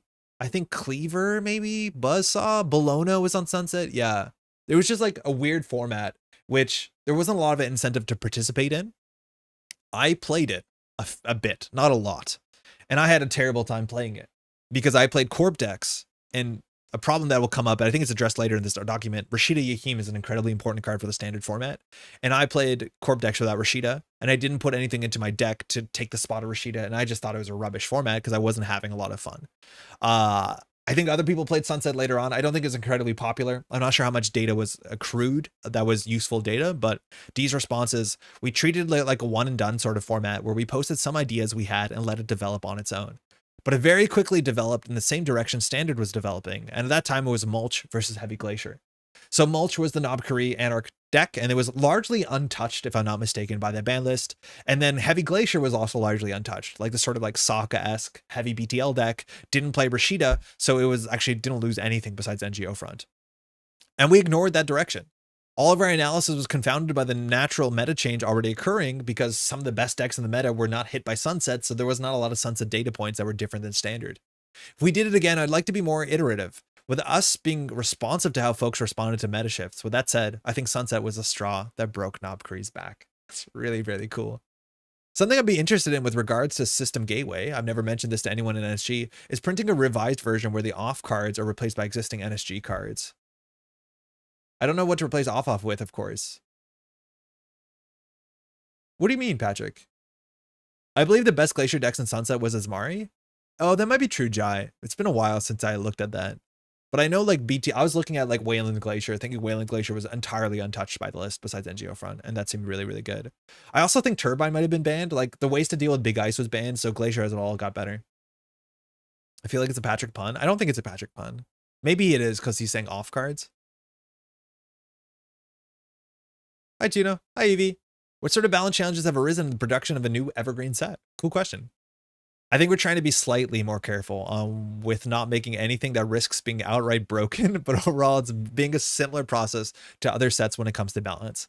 I know that development are trying to make it so that Gateway plus Dawn, this was a question that came up before, will be a format many beginners and Netrunner as a board gamers will play a lot, and also the foundation for startup. Is a fun experience. But that's a bit beyond a remit, and also having it be balanced at a high level is not really a priority, given the competitive play is for the most part always going to be in Standard. Yo, shout out to people who are like very, very good at explaining their points, also in what I'm assuming is second language, English second language. Fantastic. How much resistance is there to making banlist changes mid-competitive season on the basis of instability and putting the testing groups who can iterate faster competitive advantage and adapting to the changes? This is similar to like the internal testing advantage. Testing groups are not really a factor in consideration. By the very nature of the most creative minds will flock together and form groups, exchange ideas. There will always be a competitive advantage for stronger players that test together, and it does not really matter whether it's 4 weeks or 10 weeks. Okay, what time is it? It's like 3:15. We probably have to start shutting down sooner than later. You can check out this whole document. I want to shout out Crofy's like what games do you play outside Netrunner? Crofy's list of just bangers. Just bangers. Shout out to Me Games. How do you approach balance of deck as an outlier win rate, but only played by high level players? That question we talked about a bit earlier. Tuna has a good response to this. Same with Lost Geek. It's a good thing. I wish this was advertised more on like the Null Signal website. I'm glad that somebody took the time to collate this because this is worth reading. It's not for the casual audience maybe, but there's a lot of information here. This is super, super, super dense. To get some ideas on what Netrunner is looking like and what the standard ban list team is, how they're thinking about it. They also do, I think Saver left a post at the end of this saying very clearly when the AMA wrapped up is that we're looking forward to a new standard balance update at the beginning of September. So that is relatively soon. So that will be like 5 or 6 weeks before Worlds, which is super important to have that understanding. Sometimes that means that players will disengage for the next couple of weeks, which is a bit of a bummer. That's sometimes one of the bad things about like it's saying this when the ban list is coming down is people just walk away. Enigma Balls made it up here. But yeah, that's great. Cool. Huge shout out to the Standard Balance team for taking the time to respond to the comments, to Crowfeed, to Tuno, to Lusky, to Deer, to Cable, to Safer, to I think Manverub D also responded to some stuff. If I'm forgetting someone's name, super sorry about that. Because it takes a lot of time and effort to do a coordinated thing like this. If people take a break before getting into Worlds, that's probably healthy. Yeah, it's probably fine. You're right, it's probably fine. And maybe then JNet will run better because there's fewer games. Cool. That's it for today. Unfortunately, I have to cut the stream a bit shorter. I'd love to hang out more. Again, apologies to no gameplay. We'll be back on Thursday playing some gameplay for sure. We're going to have a bunch of footage up on the channel relatively soon, whether either it's Gnats, whether it's a video talking about, let's see if the thing is up. They said it'd be up soon. Tickets? Damn it. It should be here. Oh, we have NAMPC Montreal coming up. I just did an order for more SMCs. They're going to be coming in the mail relatively soon. This stuff is incredibly expensive, but if you want the Montreal SMCs, we have standard and foil versions. You can pick those up. Those are last year's Gnats exclusive stuff for Montreal, but if you're out there playing, we're going to get you a playset. Also, the bird army continues to grow. I'm surrounded by them. And of course, all the other great prize support that my partner is doing some work on. We're going to also have some other stuff. Again, we'll be announcing sooner than later. I got some jealous people seeing my Montreal SMC at Cascadia. Yeah, tell me about it. Oh, they're gorgeous. Shout out to Kat. Looking forward to watching the first half of the VOD back. Saturday, enjoy. I mean, some cards in SG shouldn't be evergreen. If we revise System Gateway, let's not make new cards, but insert cards that have stood the test of time. Oh, I see what you mean. Weekly reminder to get Metropole Mitch for Worlds. Jai, the problem is, how do I transport Metropole Mitch to Worlds? Like, if I'm going to Worlds, I have to get on an airplane. And then I need to carry like a box of t-shirts. Like, I don't honestly know how to do that. I'd have to get it done locally and like, yeah, maybe I have to look into it. Place the order to deliver in SF. Yeah, that's probably what it would have to be, if anything.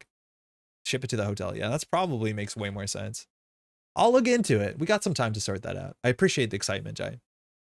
I want to give you a huge thank you. Again, the channel is supported by patrons.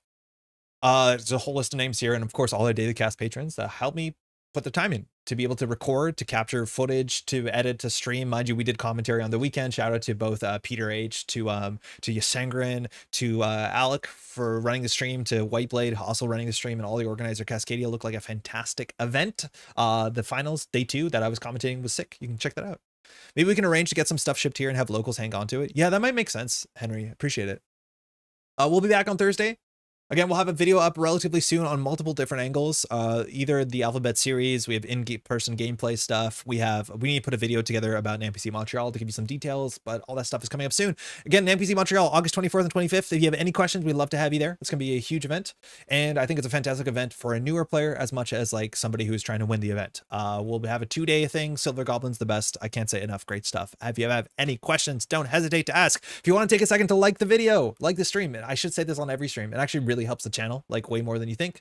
And of course, if you want to get involved in Patreon, any amount of support is appreciated. If that is something that makes sense for you, you can find the link in the description. I gotta go run to go pick up more prize support for NAMPC Montreal. We have a wooden deck box for the winner. We might get the top laser engraved. I'm not sure how easy it is to do that because the box lid is already pre-built, but we'll look into that. But we have a lot of cool stuff coming for sure. And on that note, we'll be back in a bit. Thanks for the stream. Jai, thanks for hanging out, liked and subbed, etc., etc. Thank you. We'll be back in a bit. I gotta go take a bike ride. That's mostly it. Take care, y'all.